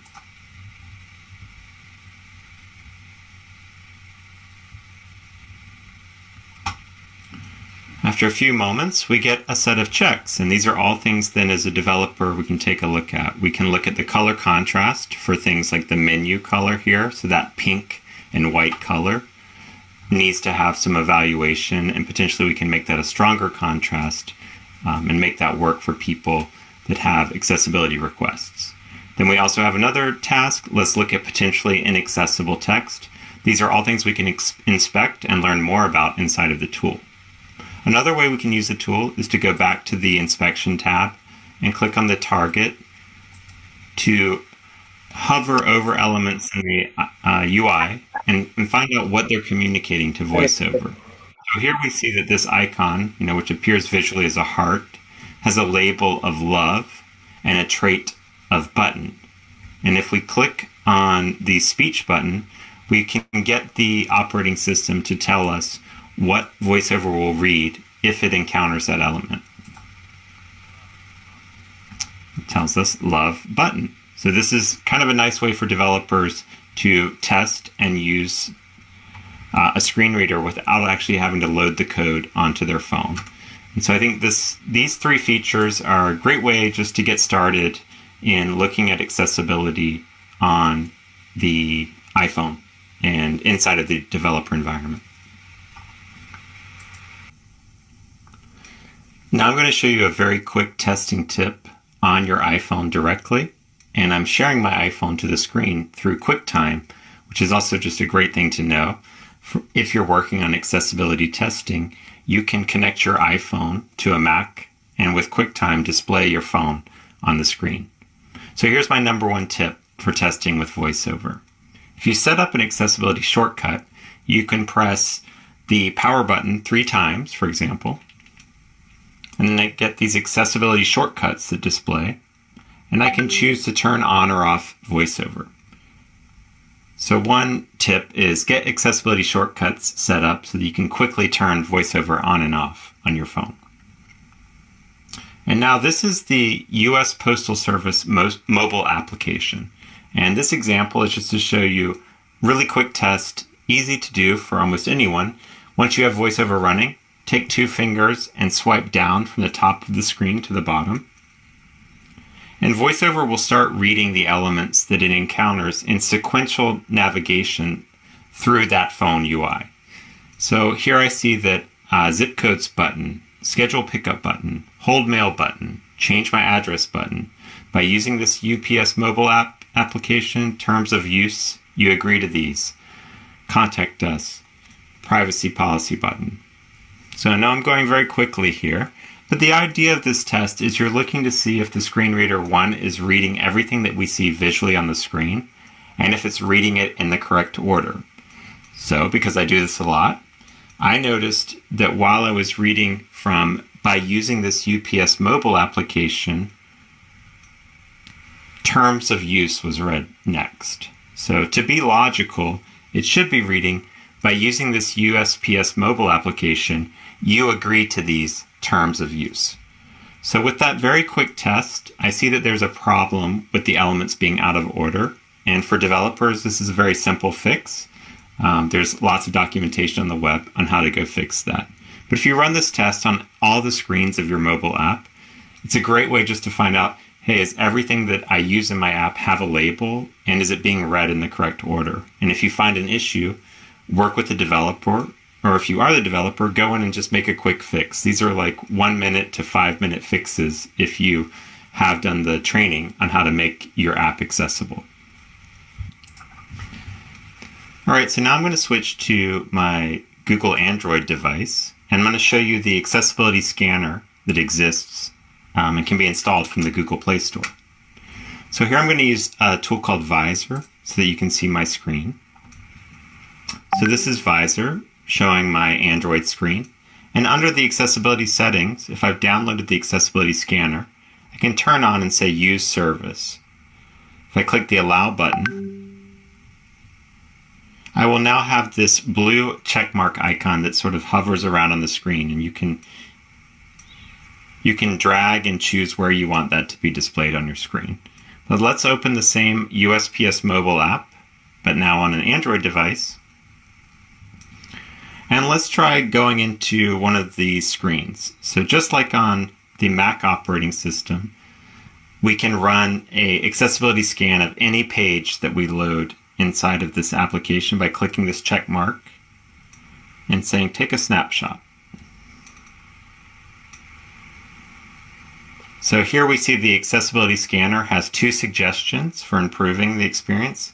If we click the list icon, we can see there's one recommendation to make the touch target larger for the label button, and then one recommendation to make the touch target larger for the scan button. So there's only a few elements on the screen, but both of these buttons could be made larger to make them easier for someone to tap with their finger. And there's tons of other accessibility checks, and what I like about this tool is you can just keep loading your application, going screen by screen, and running these checks on each page. With that, I want to say thank you all for the opportunity to speak with you all briefly today. Again, my name is Thomas Logan. I'm the founder of Equal Entry, and I also am the organizer of 2 online meetups for Accessibility VR, Virtual Reality, and Accessibility New York City. You can find me on Twitter at TechThomas. You can find my website at equalentry.com. And you can find me on LinkedIn at linkedin.com/n/TechThomas. Thank you for your time today, and have a great rest of the. Perfect. Thank you very much to Thomas. We are just speeding ahead, and Rory is even speeding way ahead. I'm very happy to introduce Rory Preddy. He's a senior cloud advocate for Java at Microsoft USA, and he's going to share with us programming for accessibility with accessibility insights. Rory, please. Thank you, Michal, and hopefully you can see my screen. A lot of you have already followed me on Twitter. You can follow me on @Rory Preddy. And what do accessibility and advocates do? Well, we make wondrous experiences for our customers and our developers. So let's start. So first of all, who am I? So I have achondroplasia. Let me do a little curtsy. I'm in Johannesburg, South Africa, and I'm 4'1", Caucasian, and got a scar from bumping my head. But I have dwarfism, achondroplasia. So I'm pretty short. I wouldn't call myself a little person as much as a stout, little compact person. And I make do with life. You can see there I built on my midlife crisis, my BMW 335i. This is my car pedals. And I use chairs where I need to. And here's me trying to get coffee and trying my best to get through. But, you know, we've seen here with everything we've done, with all the talks that we've done, and a lot even brought tears to my eyes, because we're still suffering from the hydra, the bug hydra. So every time you chop a bug off, another one kind of rears its head, because we all live in empathy bubbles. You've never lived in my shoes. I've never lived in yours. And we battle to understand how to get into those mindsets of those individuals. And then as a result, we fail because we think that we're doing the right thing, but we're not able to. So I've got a plan today, not too much time, but I'm going to define accessibility, understand the accessibility motivators, discuss milestones, implement tools. We've got so many delicious tools to show you. And then I'm going to show you how to measure, improve, and automate. So first, accessibility, and you've probably heard this before. Accessibility is innovation.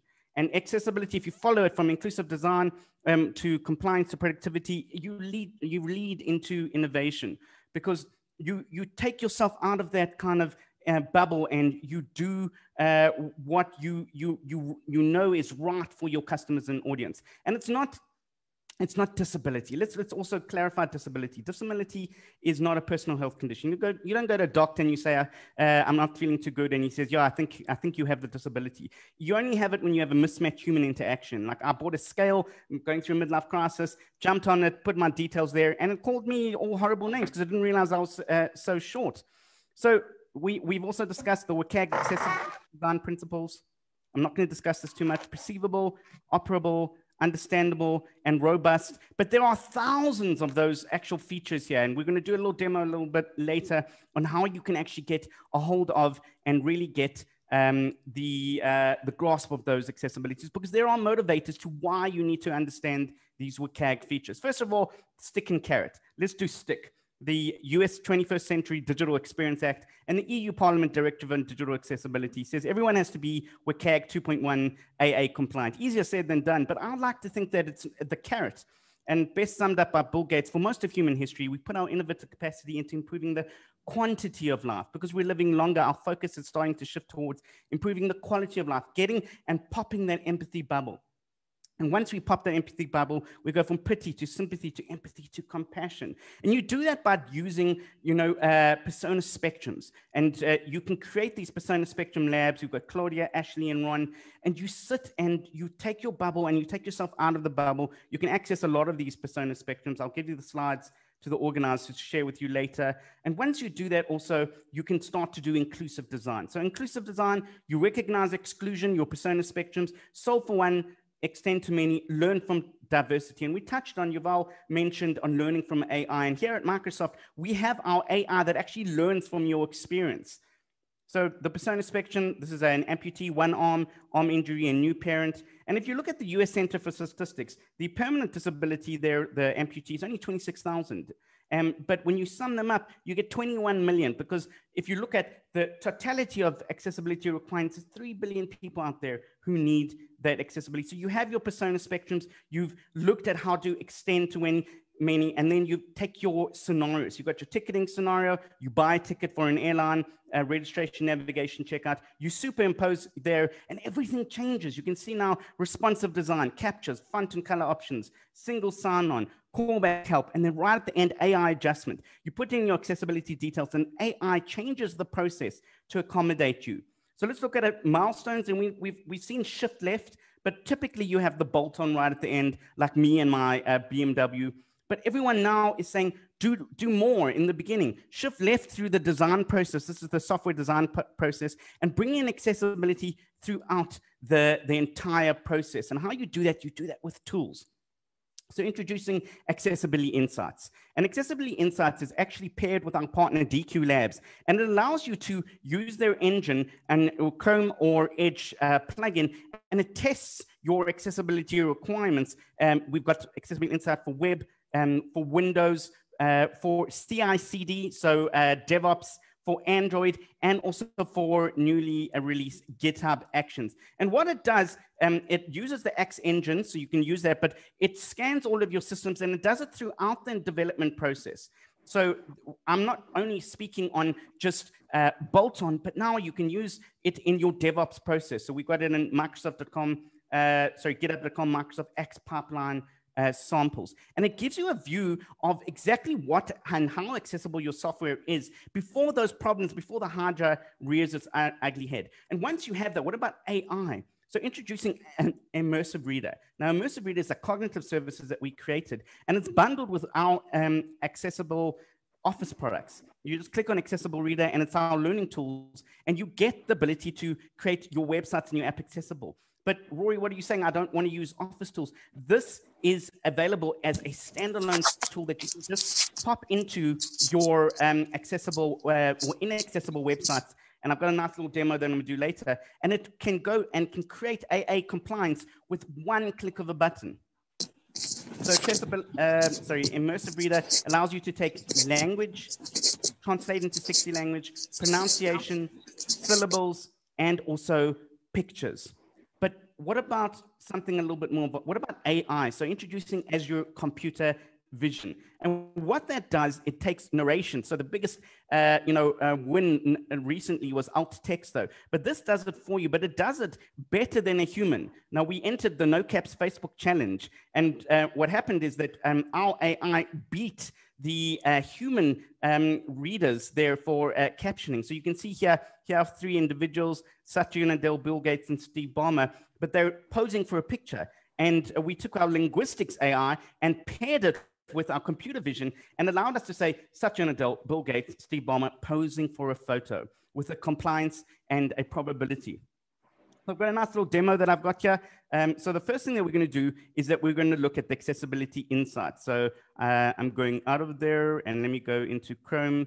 And the first thing you want to do is you want to find a badly accessible website. So I've got my accessible website here. This is the inaccessible homepage. As some of you have seen that, w3.org. And you can see here, they've got no alt text here. They've done horrible things in the background with the HTML. And I can go into my Chrome plugin here, and I can go FastPass, and it will give me an instant view of the accessibility issues here. I've got all of the issues here, color contrast, but more importantly, it also visually represents that there. So I can actually go, wow, what is the issue here? It gives me the HTML that I need. I can even file an issue straight into GitHub and show people what the issue is. And once I've done that, then I can also say, I can't fix these problems.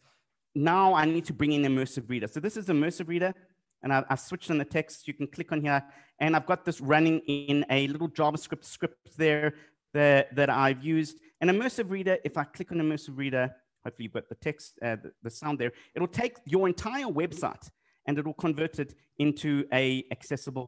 Immersive Reader is a tool that implements proven techniques to improve. But that's just visual impairment. What about actual learning ability? This is all our learning tools here. And second of all, we can do line focus for ADHD, picture dictionary. And let's take a language. Recently, I'm Afrikaans, South African, but let's take French. It's a pretty difficult language to master. Let's go French here, French, Canadian, French, France. And we're going to translate that document. And now we've got Parlez-vous français? Éprouvé pour améliorer la compréhension de la lecture pour les lecteurs émergents, les apprenants de langue et les personnes.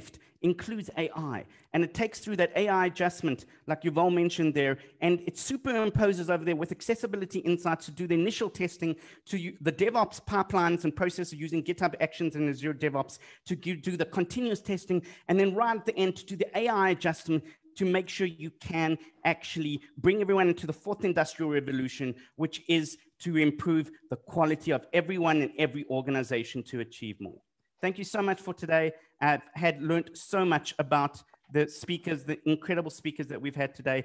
And the last slide is the link through of everything you need to know, everything I mentioned there, Microsoft.com/accessibility. We've discussed empathy and how to pop that bubble, shift left, and then automate with AI. Over to you, Michal.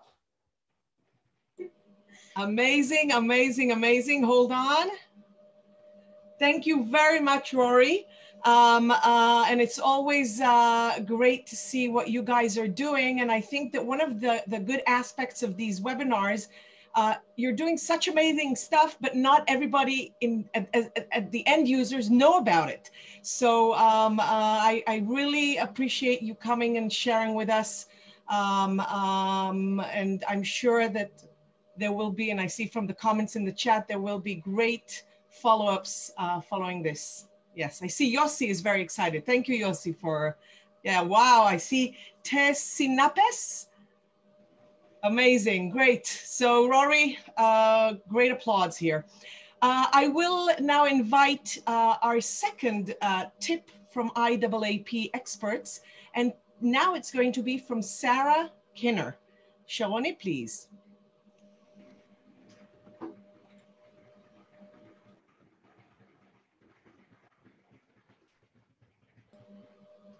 Sharon, are you with us?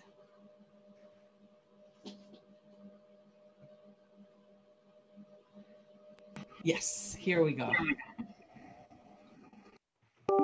Hello, my name is Sarah Kinnear, and I earned my CPWA credential in July of 2020. I want to share my thoughts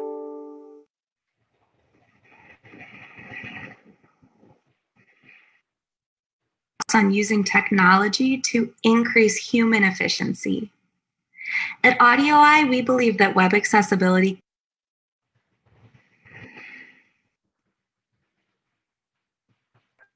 can't be achieved until every site is accessible, but ensuring accessibility requires manual processes.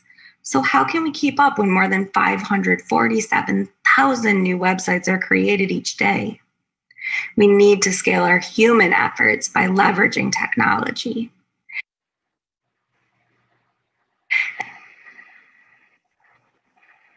At AudioEye, once I manually identify an error, I can use a guided remediation to produce a code snippet right in the browser. I can change a heading level, add descriptive alt text to an image, even apply all the proper attributes and keyboard events to a tab set. Then I can run that code immediately and test using assistive technology. We've found that using guided remediations increases developer efficiency tenfold.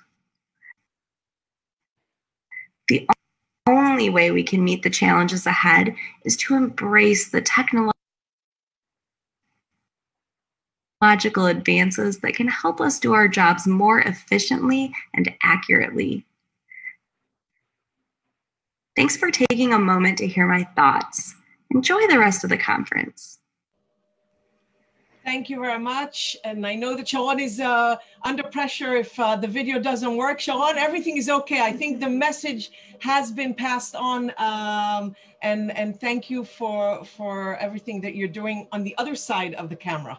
I've got the easy job. She's got the more pressured job. So great job, Sharoni.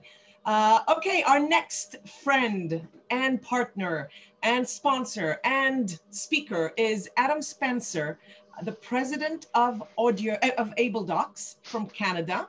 And Adam is going to talk about the next generation of accessible documents, another important issue when you're talking about web and app accessibility. Adam, please. Thanks, Michal. How are you? Hi, everyone. I'm just going to share my screen. There we go. And hopefully you should be able to see that. Yeah, thanks everyone. It's so great to be a part of number 7. I've been on most of these now, and it's just amazing the level of engagement that we have from around the world. It's so exciting, and all of the meetings that we have in between. Glad to see that that we're continuing to expand our global reach. Just a quick, obviously I've only got 10 minutes, so quick introduction of who we are. AbleDocs is the worldwide leader in PDF and document accessibility products and services. We have over 20 offerings, 8 offices in 5 countries, and our job is to really push the boundaries of what it means to have an accessible document. Historically, it has been a fairly linear approach, everyone expecting applications to do a lot of the lifting, but not recognizing the impact of currently created documents from most of the popular software offerings in the world. We were founded 2 years ago as a conglomerate of 4 of the leading experts in PDF accessibility, and we've really built ourselves around, again, developing new products and offerings to make document accessibility faster and easier than it has been before. If I could see you all in a room, I'd do a quick raise of hands of who has ever been beyond frustrated by trying to make a document accessible or confused about what it means to make a document accessible. Thank you, Rory. Recognizing that there's a lot of bad information and there's a lot of oversimplified approaches to, well, my document reads with a screen reader, so it's fine. Well, that's not necessarily the case. Or make my document WCAG compliant. Well, I can't. I need to make sure that my content is actually PDF UA compliant. So I wanted to start with our current state. So where are we? Most content is created in an application and then converted into something else. Very few authors write HTML, very few authors create EPUB content. And what we've seen globally is that there's this demand of either PDF UA, HTML, EPUB, plain text, XML, source file, or converted into something beyond, like a Braille format or an audio format. The reality is, we live in an accessibility bubble. You know, most of us on this call are passionate or end users or advocates and recognize that accessibility is just a fundamental requirement. The reality is the majority of the world still doesn't see it that way. And obviously that's part of what we're doing is on the advocacy front, is getting people to recognize that accessibility is that additional step. I actually see it as a form of translation. We're making that original document now readable to someone who speaks a different language, an accessible language. And I think that's really exciting. But what we forget is that most content is coming from another format. Word, PowerPoint, Excel, InDesign, the Google Suite, Illustrator. Photoshop, you're seeing content being created and then repurposed into something else. Historically, we've seen that as a static representation. There's been obviously years and years of hatred against PDF. But the reality is it's not going anywhere. And for all of you web developers who can curse me until you're blue in the face, I get it. PDF is hard and other formats are very marginalized. There are huge advocates around formats like EPUB, but the reality is the banks and insurance companies are not going to create your content in EPUB. And we end up seeing a bit of a disservice from an over accommodation of certain learning conditions where other formats have been oversimplified, like a plain text format that isn't represented in the future. So a lot of these are overcoming the shortcomings of what we have today instead of innovating towards the future. So why do I say that? Well, the future is fluid. You know, we have this with responsive web design, but now we're seeing that in the document side of things. And that's what's really exciting of the future of document accessibility. It's not just my way, it's not just your way, it's one file represented in the way that makes sense for you. We've been working on projects and as well as the PDF Association and Adobe. If anyone's familiar with the new liquid mode in Adobe Reader, it's really about creating a responsive experience. And that responsive experience is coming from a fully tagged PDF UA compliant file. It's the same thing we do in HTML to make content responsive, but now we can do it with a document. And you've got to remember, PDF isn't going anywhere. There are over 2 billion PDFs loaded to the web every year, and that's just public-facing content. That's not even behind secured access. So for things like private information, there's still a value for having that document of record, and you can't get away from that. There's an expectation from a sighted user that content is going to be represented in a certain way. Very few people are going to read 50-page reports as an HTML representation. And until we have a change in the way that that content's presented, there's still that expectation of content will be presented in a certain layout, in a certain way.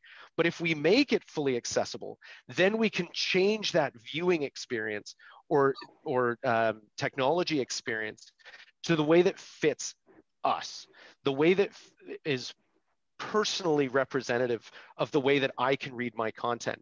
So if you're looking at things on a different screen size, if you're looking at things through a different lens, if you're looking at things through an experience that may require multiple adaptive technologies, and that's something that often gets overlooked by a number of people. You know, the number of times in a week that I get asked, I need this to be screen reader accessible. Okay, we can do that.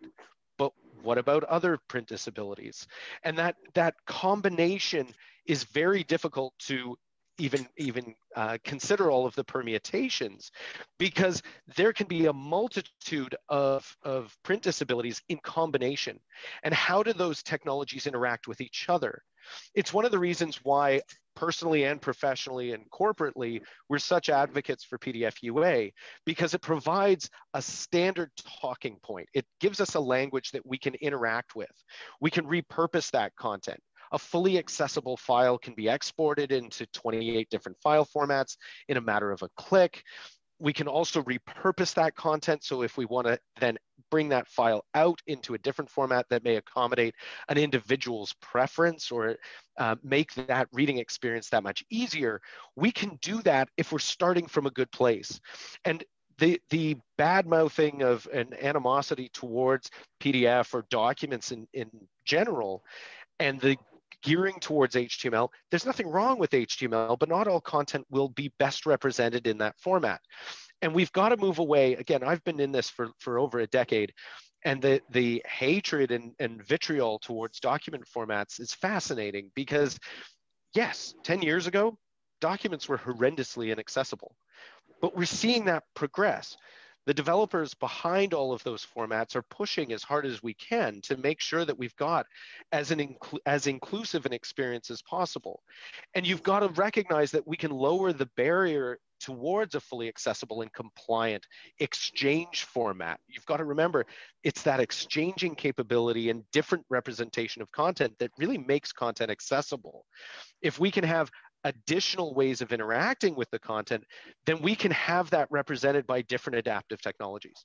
So the future becomes this malleable way of experiencing content where we've got a document of record. You know, this is what the original author intended the viewing of that file to be. But we can then take that information, reflow it, repurpose it, and re-experience that content in a much more immersive way that has previously been difficult. One of the challenges that we really face with document accessibility, and quite honestly with any repurposing for print disability, is that when an adaptive technology isn't following the standard, it becomes that much more difficult as an interchange. It's now guessing. We're seeing this disconnect between what the author intended and what's being provided to a user.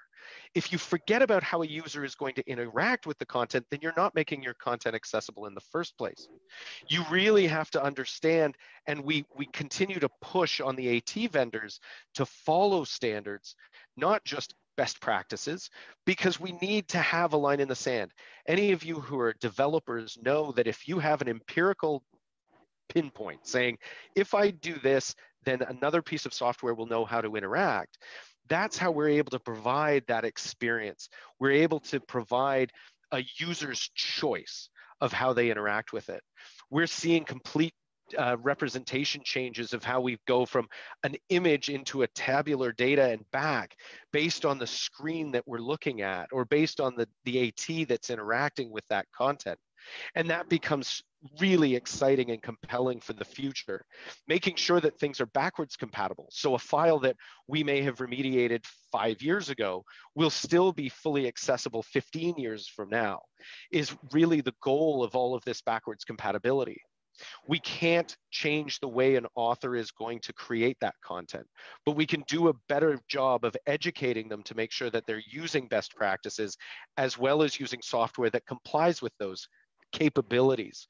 We often see where, you know, the latest and greatest software from a design perspective sounds really exciting, but what can we do with it from an accessibility standpoint? Making sure that that export from that creation software is going to be that much more usable is a critical part. We see a lot of things become flattened and static, which causes a challenge for us from an accessibility perspective to reflow that content into an experience that helps everyone read it. We always got complaints about mobile. Yes, we want things to be accessible on mobile, but is it the best way to represent that content? Maybe, maybe not. But if we can then take that back-end data, repurpose it, and now we don't care what device it's on because we've got an accessible experience from the file to the viewer to the AT and ultimately to the user. So the user gets to choose how they want to read it. And again, by following those standards and pushing the limits of the standards, we're now releasing PDF UA 2 in the coming weeks, which is a really exciting transformation to, which is based on recognition of the things that we're missing in PDF UA 1. I mean, you've got to remember this has been years in development and making sure that the major vendors are following along with those best practices is a challenge. But now we've got that line where we can say, if you do this, then you're going to automatically make sure that you're conforming with all of your legal requirements. But more importantly, you're able to provide an experience for an end user that is completely immersive, completely accessible. And now we don't have to repurpose content in 5 different formats to post on a website to be quote unquote compliant, or recognizing someone's right to choose how they experience that content. It's now automatic. And we're providing that immersive experience throughout the entire process of document creation, document presentment, and immersive reading. I know that there's way more to talk about, but with a 10-minute limit, and I know Mikhail will yell at me if we're late. Just a quick last slide.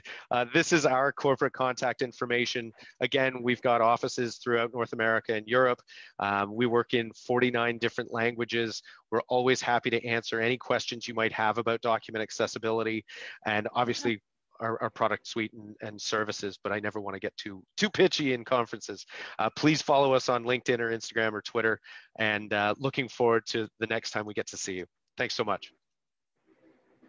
Thank you, Adam. Thank you very much. I can tell you that if there's one part I hate about my job, is when I have to cut presentations short, because really I would love to sit and hear you guys more and more, especially that I know that when I'm given the stage, I never am on time. So I appreciate you guys really keeping it tight. By the way, I will join your call, and I invite all of you to also join Access Israel on Twitter, on Instagram, on Facebook. And I'm not really a social media expert, but I was written here that I should say that look for Access Israel. Very easy, very simple. And show Boaz, our social media guy, that the power of this webinar. So I invite everybody, go in Twitter, Instagram, Facebook, look for us and add a follow for each of these platforms. We'd love to see how this webinar increases our friendships also beyond tonight. Tonight or this morning, depends where you're from. Our next speaker, guys, is Georg Char. He's the CEO of SignTime Austria. We have been following the amazing work this company is doing, met them in Zero Project, introduced by Help for the Blind and Visually Impaired in Austria, our great friends and partners, Klaus, always recommended and pushed. So I'm very, very happy that we can include you today, Georg, and I'm looking forward to your presentation on an avatar which provides translations to sign language. Please. Yeah, thank you, Michal. My name is George from the company SignTime, and we are based in Vienna, Austria. And how I look like, I'm something 50 plus with a brown to gray hair, and at least some of them left. And I'm in the office in Vienna. The wall behind me is plain. I removed the painting because it's a bit distracting at Zoom calls. Yeah, and I want to present you SignX, our sign language avatar system, and our Look app, the sign language tooltip. So let me share my screen with you.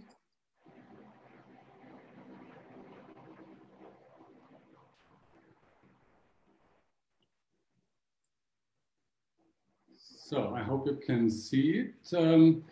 What you see is our website. This is an avatar, SignX, our avatar. He's introducing herself. So we translate text into 3D animated sign language.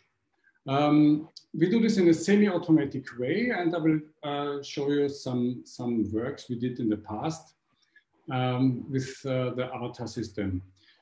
As you can see, we can very easily change the look of the avatar because the character, the whole information of the movements is not stored on the skin of the character, but on the skeleton. So we can reuse all the movements we animate with our animation team, our animation software, and it's very easy to change avatars and to customize them for certain customer needs. How does it look like if it's animated? I'll show you this one.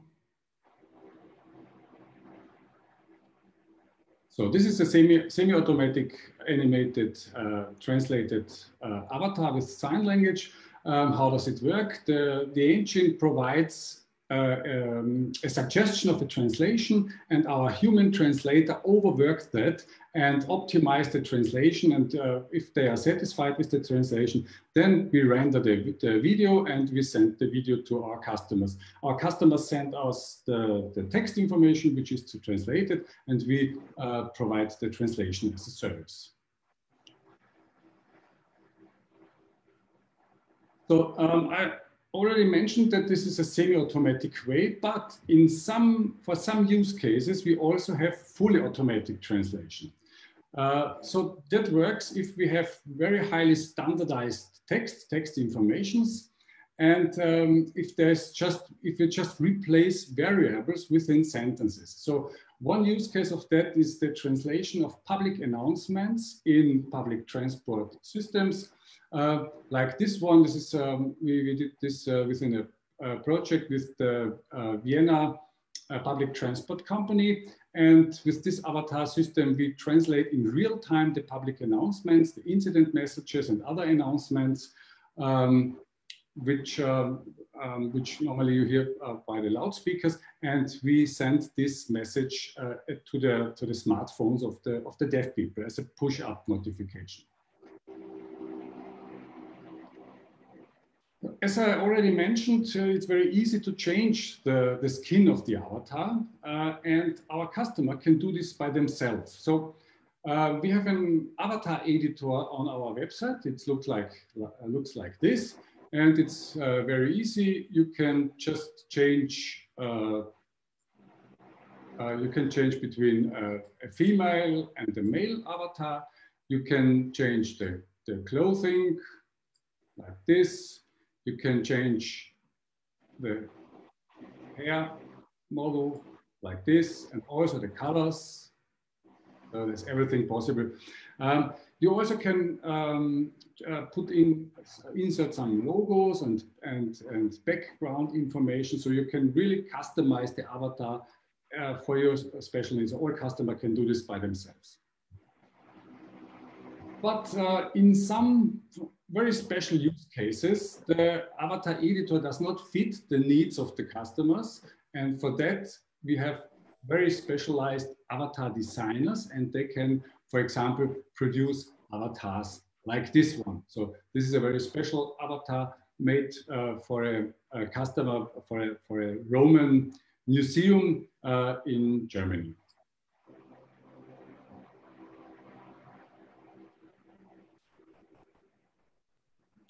Okay, so as I already mentioned, it's a semi-automatic translation, and our vision is to make all the text content on the web accessible with sign language.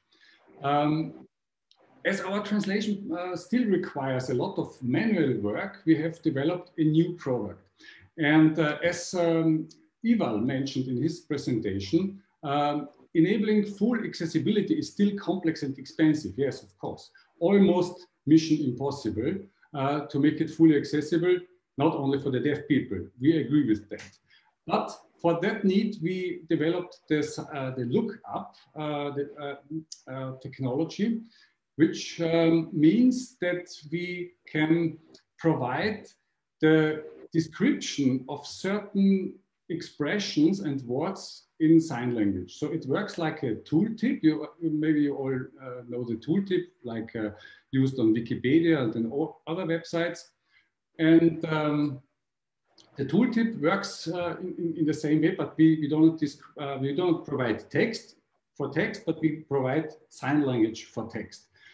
So if you have installed the software on your website, then your customer can just switch on the look app functions, and if the look app is activated, then all the expressions on this website get highlighted. All the expressions where in our database is sign language expressions stored, then it gets highlighted on this website. So this is an example website. You see here, this is a look app demo.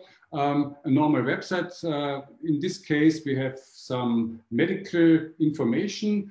This is a fantasy medical product, but it works in that way. If you find a special term where you think you don't know what it means, then you just put your mouse on the expression and you get the sign language expression in a loop as long as you move with your mouse on the expression. So if one expression is more than once on the site, it's very easy. You just provide it once. And if you have the same expression on the same website again, then it's linked again with the sign language expression. So this kind of sign language translation is very highly scalable. So compared to the full translation of of text, it is much easier to implement it. It's much cheaper to get very huge amounts of text accessible for deaf people. So of course, it is not a full translation, but it becomes next closest to a full translation. Okay, so far to my presentation, and you find all information about our company and our services on cymex.media, and also this this demonstration, this lookup demonstration is on this website, and you can try it by yourself. Thank you. Thank you so much. There's one question that I see in the chat. Can your product be adapted to different languages? Yes, of course. Those people who know sign language, what you see here on our site is mainly German sign language and Austrian sign language, but a lot of our services we can also provide in different sign languages, especially this lookup functionality is very easily to adapt, for example, in American Sign Language, Israel Sign Language. So we can also provide this service in other sign languages. Amazing. Thank you very much. I don't know if everybody here knows, really, I took for granted that sign language is not international, although there is international sign language, but it's a very cultural thing, and each country has its own sign language. I have seen that people who are deaf and use sign language can communicate much easier with people who speak other language, sign language, other countries' sign language, but still it is different. And another thing that I'm not sure everybody knows, you can say your name by spelling it out, but sign language gives you the opportunity to choose a name, not just get the one handed by your parents. And I can tell you that my employees chose my name, and my name in sign language is this, because I'm the CEO of Access Israel. I love it, but when I come home and I'm told by my children, make me food, the reaction is, this is not fitting, just, help us and that's it. So each one of you can choose the name they want to be called in sign language. Thank you very, very much. And I really, I see the reactions here, and it is great. Our next speaker, when we're talking international webinar, it is very important that we make sure we remember that not all countries are in the level of accessibility or technology as the countries that we might know. Some are more advanced, some are less advanced, and it's very important to always bring the entire picture. And one of the great partners that we have is our next speaker, Irene Mabari-Kirika. Irene is the founder and executive director of Enable from Kenya. And I can tell you that Irene is the first one that I participated in a international webinar digitally after COVID hit all of us. And you set the bar, and it was amazing. And I'm very, very happy to hear from you. Irene is also has a company called Technoprize. It is the first people approach to empower organizations to design and build digital products and services that are inclusive to all and are aimed at resolving some of the challenges people face in Africa and other developing countries. So Irene, we'd love to hear your thoughts after really such amazing speakers. Give us another view of this, please. Thanks, Michal, for the very, very kind introduction. Can you hear me? Okay, great. So thank you so much for the very kind introduction. And it's very exciting to listen to all the speakers and sort of see the advancements in technology. And of course, for some of us, we sit and watch and wish for some of it. So I'll sort of just give a snapshot of what Africa looks like, because Africa is definitely open for business. So, and I'll start off with Africa is the youngest continent in the world, with about 60% of the population being below the age of 25. So definitely, Africa is definitely poised to be one of the largest global markets in a few years, because just based on the average age of Africans, as well as the population. There's approximately 80 million people living with disabilities, and this does not even include the elderly. So there's definitely a huge need for accessibility. And I'll start off by saying that accessibility is a very new concept in Africa. Most of us don't even know how to apply it. We don't even understand it. We don't even know what it means. But the beauty of it is that the continent is excited about the topic. Organizations are beginning to understand the need. They're beginning to understand the conversation. And the other beauty of it is that we've had a lot of disability champions in the continent for a very long time, but also people were not listening. And now because of COVID, people are listening. And then because Africa is rapidly digitizing, especially in mobile technology, there's internet penetration. Now people are becoming more conscious about the products and services that they're providing to the market. So, but we still face a lot of challenges. We are still very, very young when it comes to accessibility. And one thing for sure that we all know is that many companies today globally are very interested in the next billion users. That's what most companies are working towards. And when you think about that, think for a moment about the type of digital products and services that they can build for this type of market. And of course, Africa is a huge market by itself. Some of the challenges we face, as I mentioned first, is that local companies don't understand accessibility. And it's really awareness. First, you're not aware, you don't understand the impact, and then you realize what is accessibility in the first place. And a good example I'll give is we recently did a project with the Kenya Bankers Association in Kenya, and about 7 banks participated. It was a very exciting project because we were doing an assessment of the local digital products to see when people say mobile money applications are thriving in Africa, how accessible are they? So we did a case study to focus on the human side. What were the people saying? And this is people with disabilities. But we also did a technical assessment to understand, are the products really accessible if we follow the WCAG guidelines that are established so far?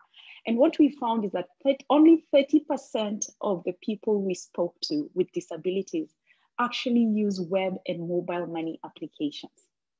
That was very, very disappointing information. But for what I loved the most is that the banking sector has taken this as an opportunity for growth, because it's definitely something they were not aware of. But for them to hear that only 30% of people with disabilities use our products, actually most of the people with disabilities prefer to go into the banking halls because they receive better service and people tend to understand them.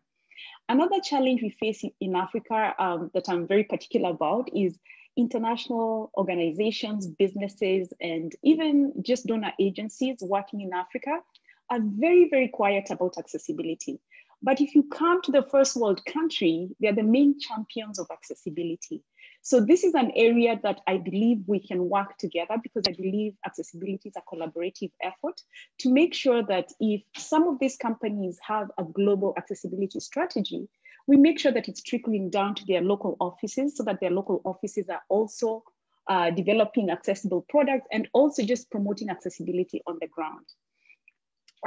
As I mentioned earlier, African countries are very different, and at the same time, we have very diverse needs. We are not all the same. And what's exciting is that the local people are very innovative. Right now, we have a lot of designers and developers in the industry. Some of them are young, some of them are older, but people are excited to develop web and mobile applications that can solve local problems. But accessibility is non-existent. So that's one challenge we face. And the way I believe this can actually be resolved is through education. We need to invest a lot in Africa on accessibility education. It includes training, it includes practical, where people who are developing products have some sort of support so that they can develop accessible products. And this can only happen if at least we have some structures in place. So my question is, how do we prepare for an African digital future that's really inclusive to everyone?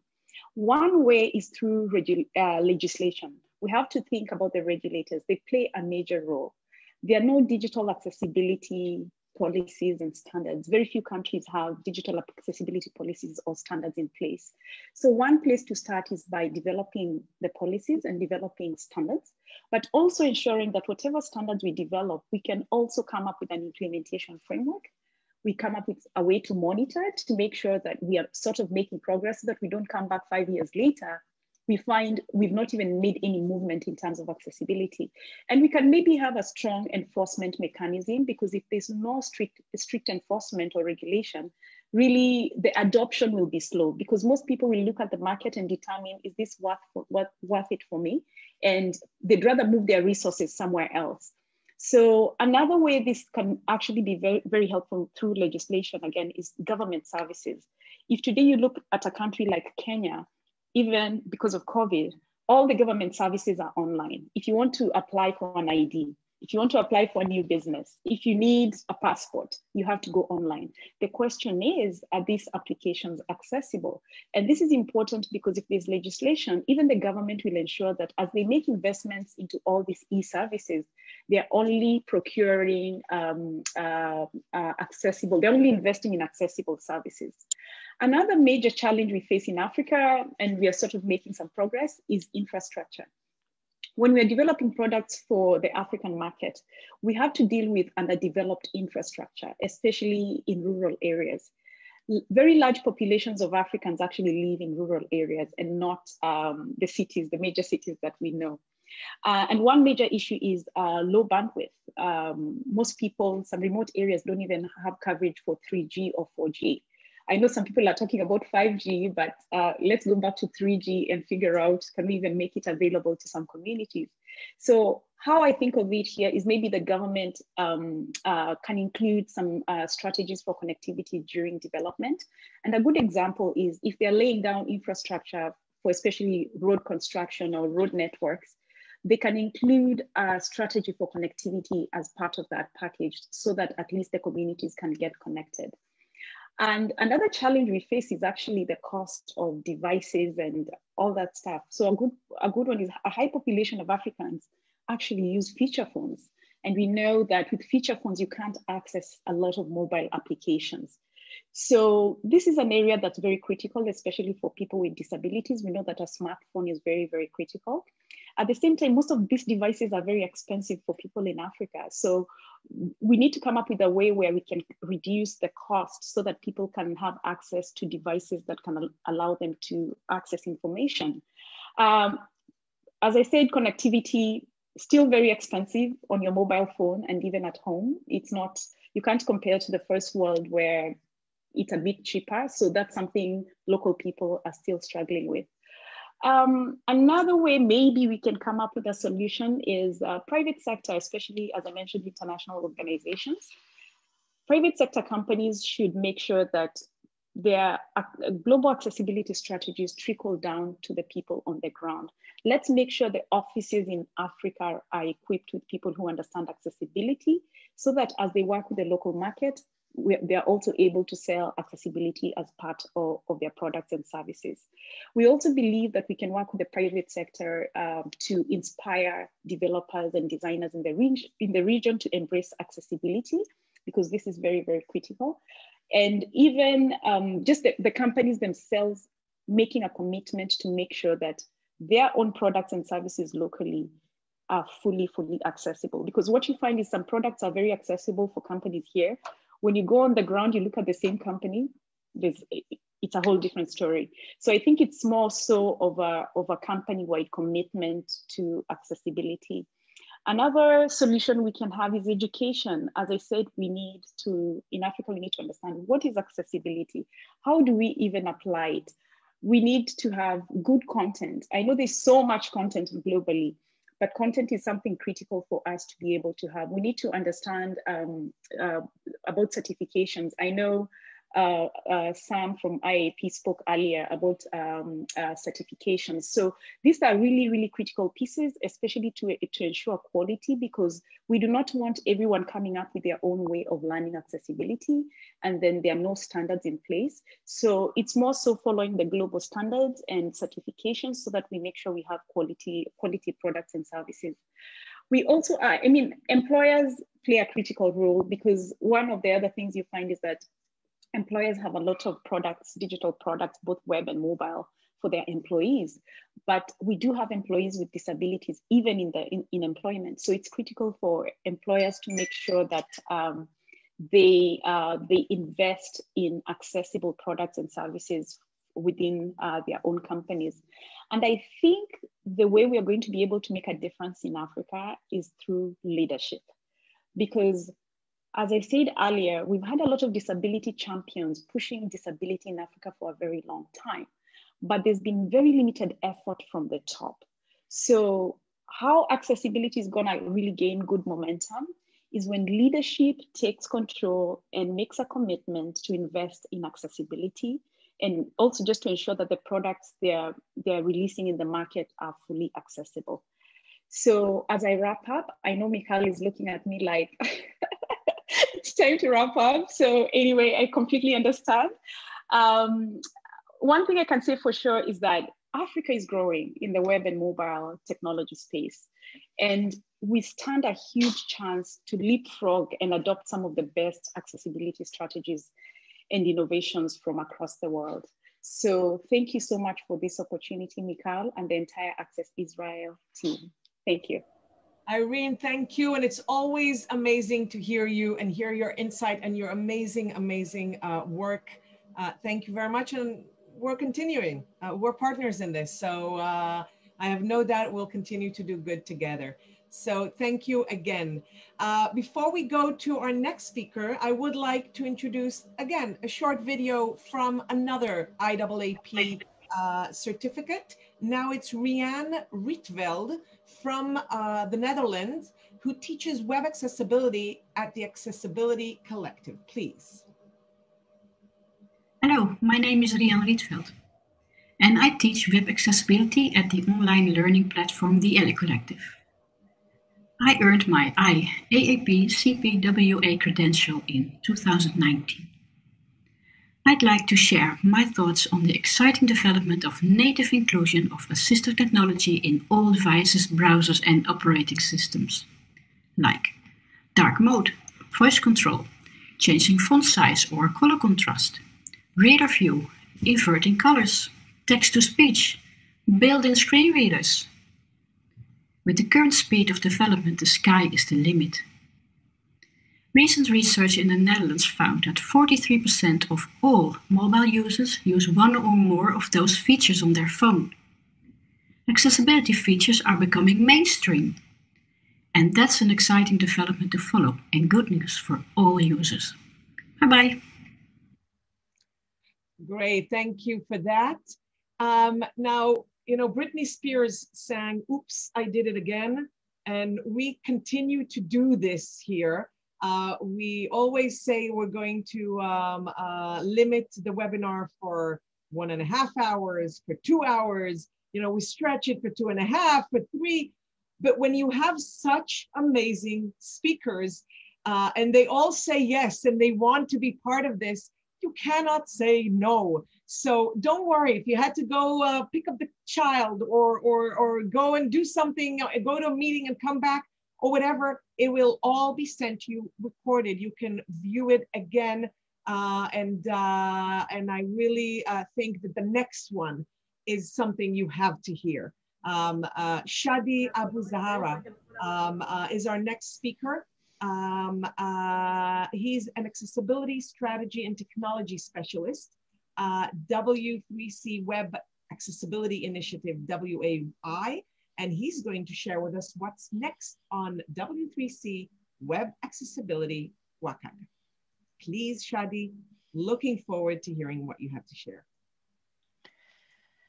Thank you so much. It's so great to be here. I know it's been long, so I will try to hopefully provide some addition after such fantastic speakers. It's good to see friends and colleagues from all around the world and the amazing work that is happening everywhere. This is really great. So we've heard several times today the magic word, the Web Content Accessibility Guidelines, WCAG, WCAG, WCAG, WCAG, it's pronounced many different ways. What is the Web Content Accessibility Guidelines and what's new? And actually we do have really hot news just off the press. So I hope this will be interesting for you.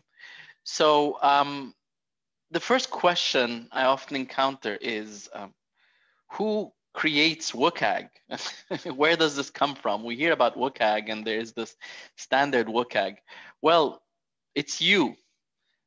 You develop contact, you being the community. So W3C standards are developed through an open process where we really invite different stakeholders, industry, disability organizations, governments, research, and many more to participate here, to come together in a consensus-based process. And we respond literally in the development of standards for example, for WCAG, to literally thousands of comments that come from all around the world. We know it's very hard. How do we specify accessibility requirements? Things that we still need to put in, things that don't work quite right. So it's an invitation really here, and I will come back to this at the end of the presentation. It's the open source spirit, it's working together, it's collaborative work to develop not only these standards, but also many, many other resources that we're developing at W3C to hope to make digital accessibility a reality. So let me back up and talk about WCAG 2.0, the Web Content Accessibility Guidelines 2.0, which is kind of a milestone standard. It was developed way back in 2008, but it defined really very important principles, the so-called POUR principles, and Rory mentioned that earlier today: perceivable, operable, understandable, and robust, right? These are key principles that help to try to explain accessibility within lots of so-called guidelines below it, 12 guidelines, under that 61 success criteria. So it goes into more and more detail that are ordered in 3 conformance levels. Now, one of the important things is before WCAG 2, there were so many different standards, different variations of back then WCAG 1.0. There were many different variations around the world. And that's really a big problem. When we don't have a common standards, we cannot share tools, training, experiences. We cannot build these international programs. We cannot support each other, because if every country is different, the market gets smaller and becomes more expensive for each region to develop its own resources. By bundling the few resources that we have in accessibility and trying to agree on common standard, we really can progress accessibility. And that's one of the key aspects that WCAG 2.0 managed. And it's been adopted as an ISO standard. It's been adopted as a Japanese industry standard in Spain, in Europe, a so-called EN 301549. Lots of names and acronyms here. I'm sorry for the captioners and the sign language interpreters for all these acronyms. So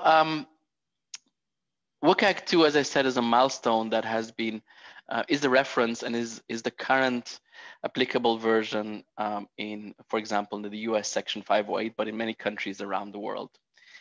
As I mentioned, it's come into the years. So a few years ago in 2018, the W3C issued an update, WCAG 2.1, which addresses things that were not as well addressed in WCAG 2.0. Most importantly, people with cognitive and learning disabilities. This is a really difficult part of accessibility.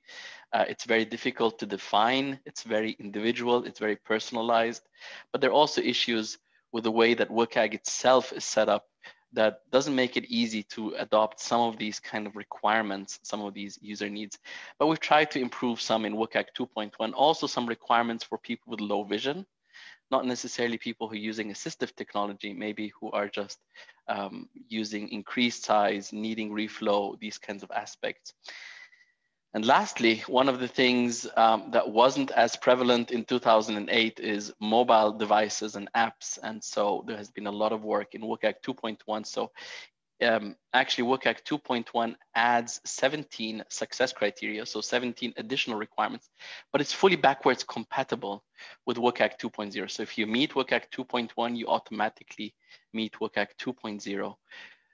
And this has been adopted also in Europe with the so-called Web Accessibility Directive, references an updated version of the European standards, which includes WCAG 2.1. We are also working on WCAG 2.2. One of the things is we didn't get everything that we wanted to get into WCAG 2.1. So there is some continued work here, but we're expecting this to be wrapped up fairly soon, hopefully by the middle of this year. So this is really coming down your way, an updated version. It adds some more success criteria. It clarifies some things. But most of all, this is one of my pet areas. It looks also more on accessibility conformance testing. There's new work here on accessibility conformance testing. Now, what does that mean? At W3C, we have a list of web accessibility evaluation tools, and listed on them right now is, I think, even beyond 157. I think meanwhile we've exceeded the 160 tools listed in there. There's also many more methodologies, so procedures that people use to do the checking internally in their companies and so on. And one of the issues is the consistency between these tools and methodologies is sometimes different, so we get different results. And again, this is another type of fragmentation. Not that we're using different standards, even when you're using the same standard, if we have different interpretation, this really impedes on accessibility, the same issue. So we want to avoid this fragmentation. So we've taken up work on trying to really define these testing rules, as we call it. These are for automated tools, but also for manual checks. We've been working on this now for the last 3 years. We've produced over 70 rules, of which 12 have been formally approved by W3C.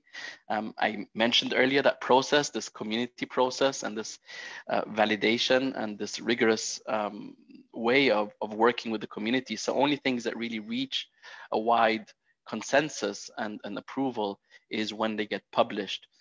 So we have 12 such rules published, and you will see them as part of the next WCAG 2.2, the so-called supporting documents. So around the standard itself, there's additional information on how to meet the requirements, so-called techniques and understanding documents. And just new, you'll see that in the next version of WCAG 2.2, there's also the testing rules starting to get integrated here. This will be evolutionary, so we will keep adding more testing rules as we go along. So this is the WCAG 2 series, and so we're not just adding success criteria, well, we are, but we're also trying to add information around it and make it more rich and easier to implement by different developers. But it's really time for something new. WCAG 3.0 is on the horizon, and this is really where there's new information. Just last Thursday, W3C published a so-called first working draft of WCAG 3.0. What does first public working draft means? It means this is just a very, very first, this is like an iterative process, and this is just the very first rough idea by the group, and they're asking for feedback. So we do invite your feedback, your thoughts. What do you think of this? There are many, many new things in this new standard that the working group is trying to achieve. First of all, trying to cover more technologies. We heard about mobile, but there's also more. There's the Internet of Things, all these devices that are being connected. Your toaster talks to your fridge and talks to your pot and talks to your oven, and all these smart homes, for better or worse, right? That's a different discussion. But fact is that there's all these new technologies, all these connected devices, smart homes, smart environments, and that's a huge potential for people with disabilities.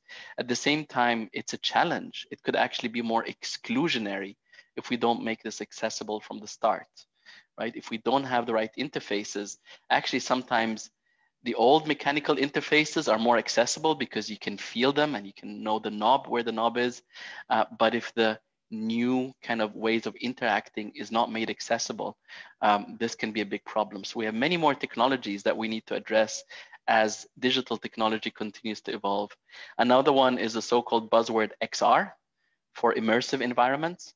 So this could be augmented reality, where you hold up the phone and there is overlays or things like this, where it's mixed between reality and things that are overlaid, augmented, but at the same time also virtual reality, where you're completely in 3D. And we also need to broaden the coverage of accessibility user requirements, so of different kinds of disabilities that we did not address as well in WCAG 2, we're trying to address better in WCAG 3.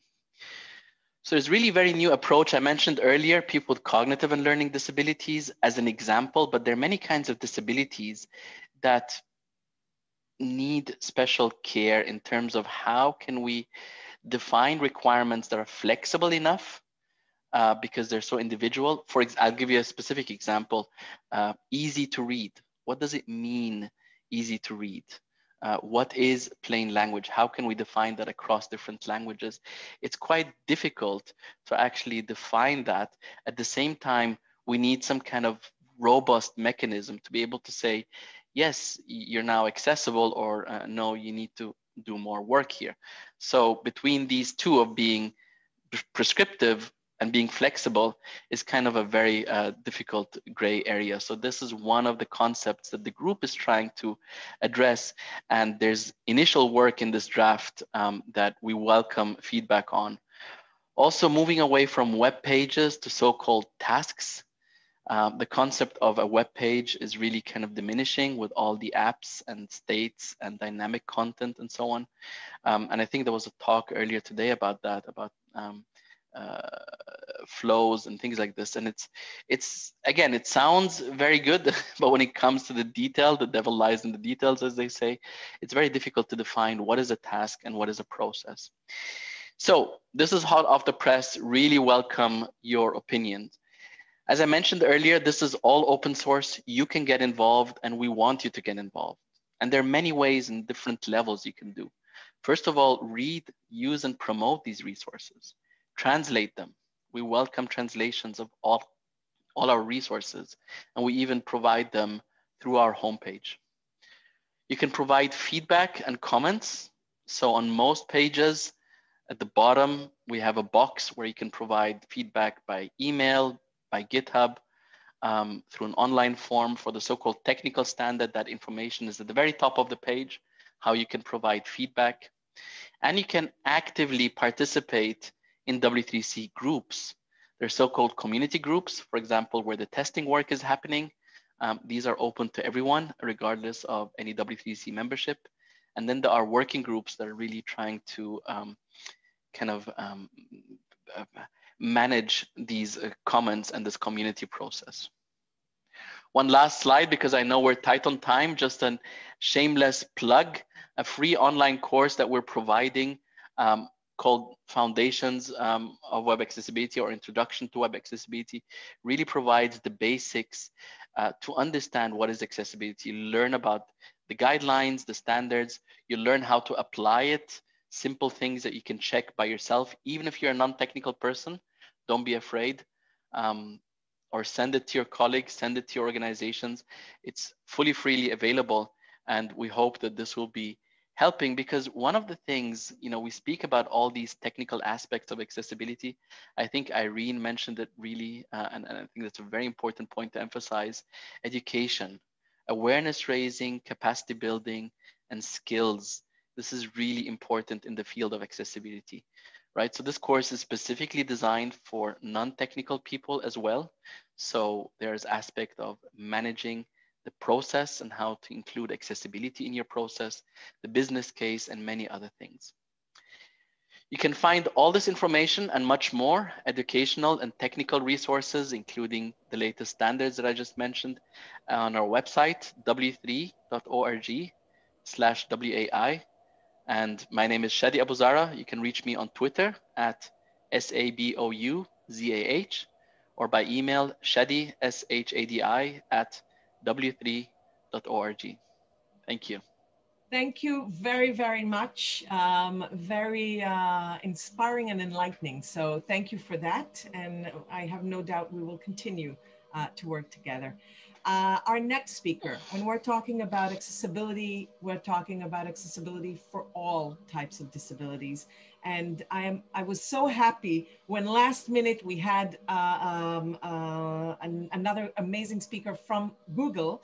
And we are inviting now Dr. Ajit Narayanan. I hope that I'm pronouncing it somewhat correct. He heads Google's engineering initiatives for people with cognitive disabilities like autism, dyslexia, and dementia.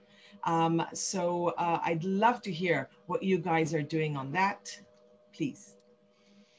Thank you very much. Thank you very much. It's a pleasure to be here with all of you. My name is Ajit Narayanan, and I'm a staff software engineer at Google. Google has a very large accessibility program, and we take accessibility very seriously. And the specific vertical of accessibility at Google that I lead is accessibility for cognitive disabilities. Shadi mentioned this recently. This is recently of a lot of interest, the web standards, accessibility standards, but we're only just starting to really scratch the surface of what this even means. So in today's talk, I'm going to give you a very brief overview of some of the work that Google is doing in the space. Our specific interest is, of course, to drive accessibility for all of the products and platforms that Google supports, but also to apply a lot of the artificial intelligence and a lot of machine learning that Google is creating to the benefit of people with disabilities. And my specific role is to do that in the area of cognitive disabilities. So let me start off by talking a little bit about what cognitive disabilities are and what accessibility means. So, whenever you use any software that has a user interface, you do require automatically the use of several of these cognitive functions. Sometimes you need to reason about what a button is, or you need to have some sort of pattern recognition to be able to understand an icon. You have to remember where you are within an app.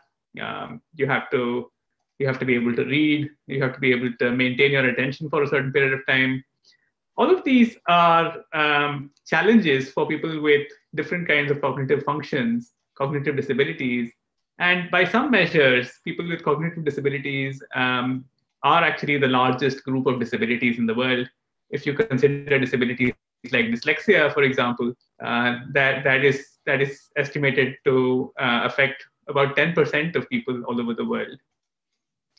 The disabilities that fall under this umbrella include the neurodegenerative ones like dementia and Parkinson's, which are age-related, trauma-induced ones like spinal cord injuries, and developmental conditions like autism and dyslexia.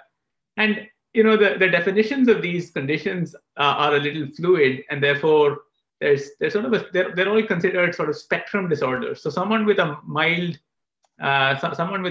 dementia is very different and has very different accessibility needs compared to someone with advanced dementia, and similarly for autism and dyslexia and so on.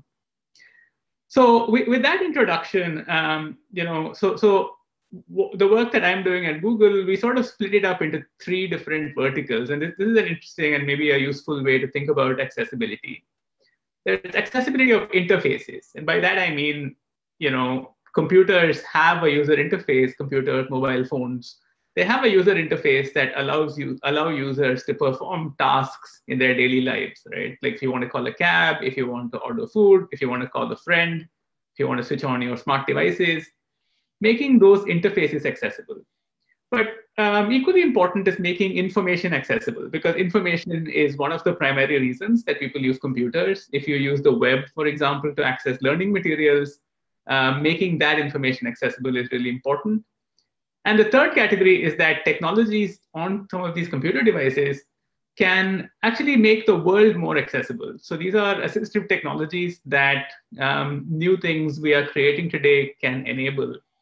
And this space is really new and the need is really high. So, it's important to also make sure we pick things which are high impact in order to start making a dent in this space. So I'm going to talk very briefly about two things that Google is working on. And there are several others as well, but this is to give you a sampler of how we're thinking about it. The first is accessibility of interfaces. I'm personally leading a project that's trying to make Android more accessible for people with cognitive disabilities. And we did some research a few months back, and what we found was that there are certain patterns in what makes mobile applications either easy or hard to use. So, this is not a surprise to anyone, hopefully, but what makes things easy to use are places where there's familiarity, ubiquity, simple interfaces with a small number of steps that don't rely on memory or recall. On the contrary, what makes interfaces hard to use are if there's a large number of options and the interface is complicated. Login, navigation requires memory and recall. So there are these patterns. What we decided to do as an accommodation for many of these patterns is, it's an app that we've created that's called Action Blocks. And the idea is that instead of considering your phone to have a set of apps in it, and each app has a certain set of actions that, a set of capabilities that it can perform, think of your phone as a set of actions instead, right? And so what Action Blocks allows you to do is to place these very large customizable widgets on your Android home screen, which you can program, or in which you can specify a task that needs to be performed. For example, turning on a light, or watching your favorite TV shows, taking a selfie. And what that allows users with cognitive disabilities to do is that they hit the button, and then it uses the capability of the Google Assistant to go and perform that action. And it reduces what could be a 7 or 8 step journey into essentially a single step. So that's Action Blocks. You can check it out. It's available on the Play Store. There's a download link, g.co/actionblocks. And I'd love to know what you think. In the second category, accessibility of information, the project I'd like to call out is, again, another one that I'm leading. It's called, it's on Chrome OS. And Chrome OS runs Chromebooks, which are extremely popular in many places in the world for education. So for people with dyslexia, reading text can be really confusing. They might unknowingly skip words or lines. They have difficulty tracking where they are.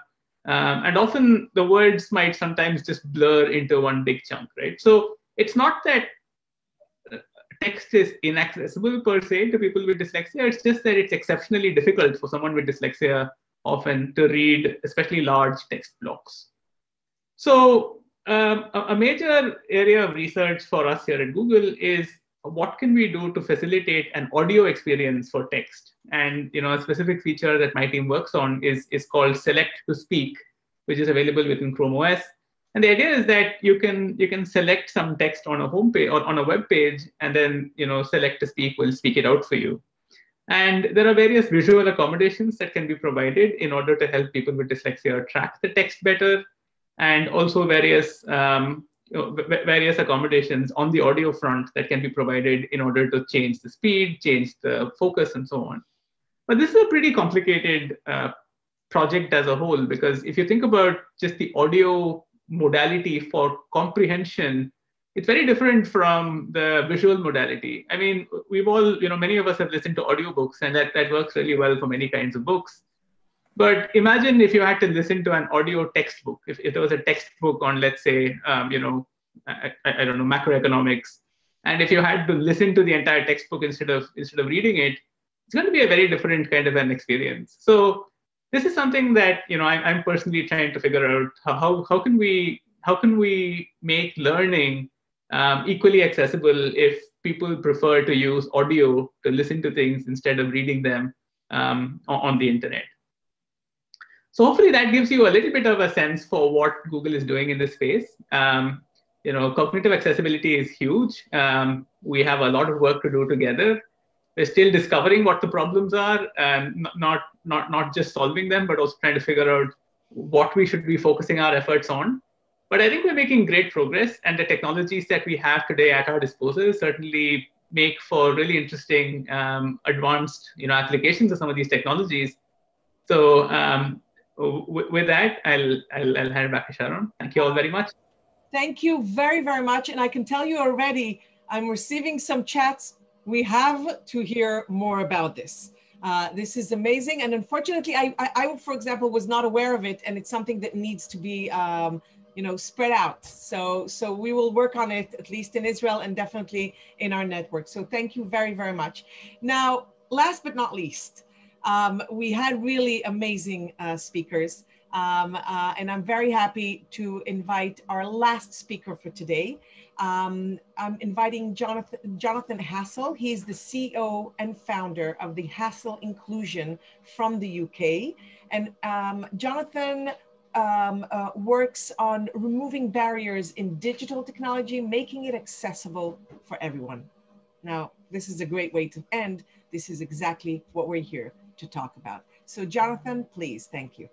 Thank you. So, I'm going to try and bring everything that people have heard together this afternoon. So in 5 minutes. So wish me luck. Just a little bit about me. Over the last 20 years, I've been trying to do that one thing, which is to bring accessibility together. People were talking about shift left, organizational accessibility, all of that sort of thing, which is how do you get good at this?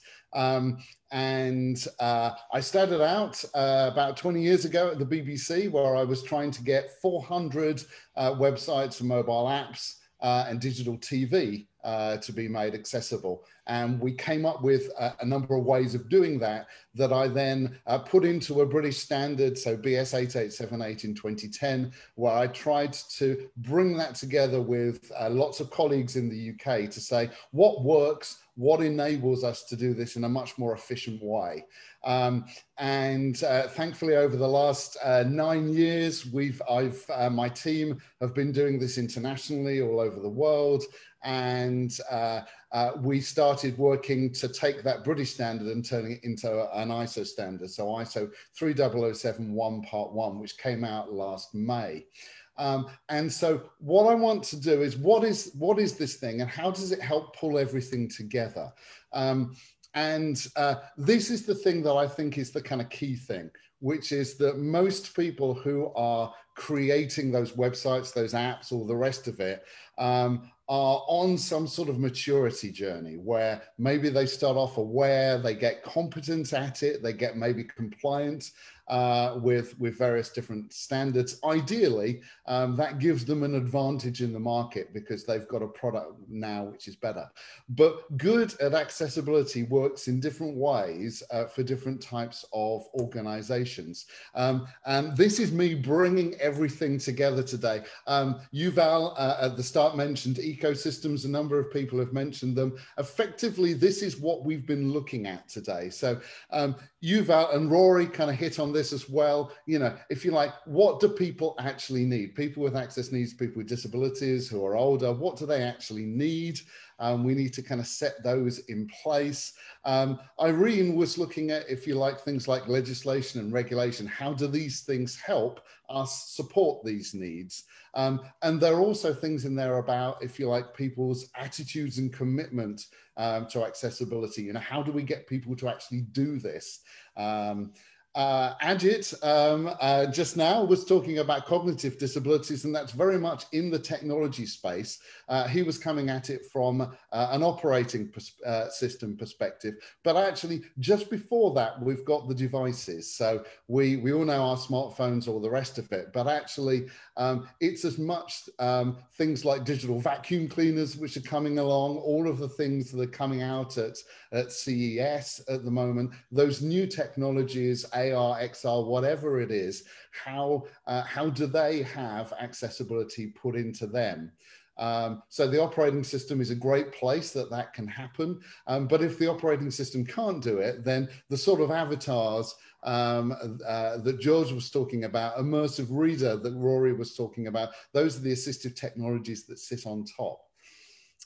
Then the one layer that I think we haven't really touched today quite so much is how do people who need these technologies know about them? How do they get trained in using those assistive technologies? That's another key point, but for another time, I think. Then we've got what Shadi was just talking about in terms of WCAG, and also what Thomas was talking about in terms of apps, which is if you're creating a website, an app, whatever it is, how do we allow you to do that in a way where it works with all of those technologies underneath and everything works brilliantly? But most people don't create a website, especially from scratch. They use content management systems. They use things like video players. So Gian was talking about that at the start. The type of components that you put on your pages are massively important. And actually, Thomas was in there with components with IBM Carbon and how to get this into design thinking. And then finally, we have, if you like, how you embed this in a way a team create a product. So the tools that they use. So we had Ty, Tamar, and Amber talking about different ways of testing things. The methods. We had Adam talking about the way you do documents depends on where they come from. So you need a process and tools to make this happen.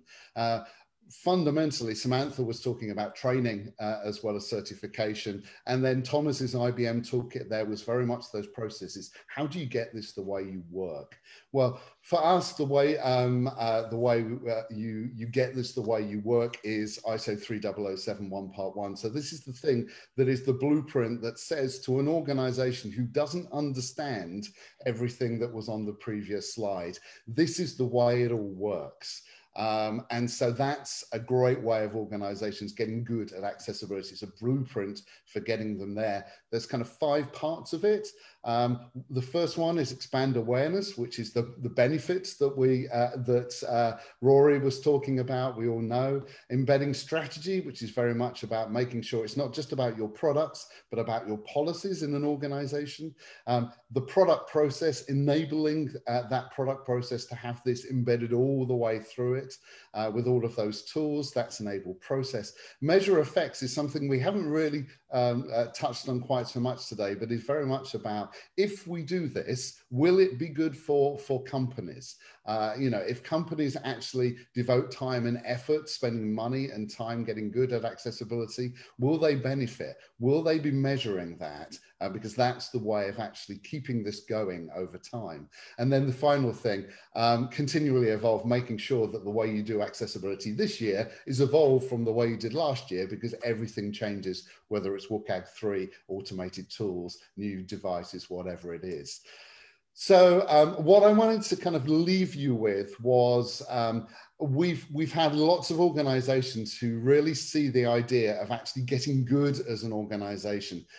They want to get the best out of all of these technologies. They want to get all of these benefits that are there, and they want to create their websites and apps in the right way, but they want to also procure the right stuff for their staff as well. They want to know where they are and how to have a plan to get really good at this. And that's the thing I've put into the chat. I've got a couple of QR codes on the screen here as well. There's a couple of things that you can do if you like, if you are an organization going on this journey. So you can find your score. How well are we doing at the moment on all of these different things? So as I say, there's a QR code there, or there's a link. It's a free scorecard you can put in, answer a number of questions, and it will tell you how well you're doing as an organization. If you love reading books, and this has been an interesting taster, then you can grab a free book. As I say, if you just use that QR code or go to that address, then that'll come down to you as well. That's hopefully brought this together so that people can understand how all of these different aspects of accessibility all come together to enable us to have a world that works better for anybody who has an access need, whether they have a disability or if they're like my mum, she's just getting old and she can't see as well as she used to. So this creates a better world for everyone. I'll hand back over to you, Michelle. Wow, Jonathan, thank you so much. This is the second time I've heard you. First of all, an amazing summary of, I think, an amazing 3.5 hours. Jonathan is really helping us now bring the ICT standard of accessibility to Israel. And I have no doubt we're going to talk more and do great things together. So thank you so much for that. You're very welcome. We are almost finished. One more minute, guys. One more minute before we go. I have 6 things for you. Number 1, I'm reminding you, Zero Project, 10th to the 12th of February. join us. Be there. We will send you information also with a summary of this webinar and of course with the recording. Number 2, I'm reminding you, if you are connected or you're representing one of the international large companies with 1,000 employees or more, Valuable 500 is for you. You have to make sure, and we will be more than happy to help you, help yourself really join this initiative. It's an amazing, important initiative, and it's about to close really soon. Number 3, the petition, Deborah Rue's petition that we spoke about earlier. Let's surprise her. Let's show her the power of this amazing network. Get in, the link is again now uploaded in the chat. Let's make this fly. Number 4, I have a dream. One of our next upcoming webinars is going to be talking, among other things, about that. I'm inviting each and every one of you to send us a 10 to 15 second short video. After all the inspiration you received from the last 7 webinars, I want to hear your dream. It can be a small dream, it can be a medium dream, it can be a big dream. I want to hear your dreams on inclusion, accessibility, of course, and let's bring together the dreams and see how together we can make it better. Now, the last thing, in February, in the USA, it is the Jewish Disability Awareness, Acceptance, and Inclusion Month. I don't know if you all knew this. And the beauty of this lemonade of Corona is that if something amazing is happening in the USA, we can enjoy it all over.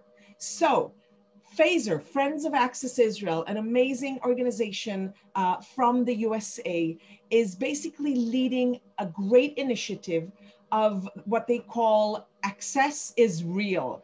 And it's going to be every single day, Monday through Thursday in the month of February at 1 o'clock. It's 8 o'clock Israel time, 8 p.m. Israel time, 1 o'clock New York time. I hope that I'm correct, and Sharon will send it now in the chat. You can join a 1-hour talk. Every single day, it's another inspiring person from Israel, from the US, from all over. Let's talk, let's just communicate. Let's really make the connection work. So I really recommend, Jane Lassner will be very happy to answer and give more information. Last thing, Access Israel, social media. Help us grow, help us spread the word. Thank you so much for being here. And as usual, we want to end with a picture. Everybody raise your hands, clap your hands. Boaz is sitting at home making the video for the closing remarks. I can't believe that we have still 160 people online after 3.5 hours. And I promise you guys, the last speakers, you're not being not heard. You all will be heard because there's an amazing ripple effect of people listening to you guys from the recording and Facebook Live. So thanks a lot, guys. I really am looking forward to seeing you both in February 10th at Zero Project and in March in our next webinar number 8. Bye-bye, guys. And feel free to unmute yourself while you're going away. Let us know where you're going to. I see here from all over the world. This is my favorite part. Going home. Going home where? Austria. Perfect. Bye-bye from Germany. Bye-bye, Werner. Great seeing you. St. Petersburg are waiting for you. Bye-bye. Good night. Bye-bye from Canada. Bye-bye from Switzerland. Bye from Seychelles. Have a nice evening. Virginia. Excelente exposición. Gracias. Gracias. Thank you very much. Bye from Ireland. Bye from Israel. Ireland, Israel. Israel, I know you guys. Shalom. Bye-bye from the UK. Bye-bye from the UK. Perfect. Bye-bye, UK. Bye-bye from St. Petersburg. Bye-bye. Goodbye, Orlando, Florida. Bye-bye, Kenya. Bye, Kenya. Bye, Michal from Chile. Oh, thank you. How are you? Great seeing you. Have a great day from the Philippines. Goodbye from. Oh my God, guys! I want this Corona to go. I want to visit you guys personally. Hi.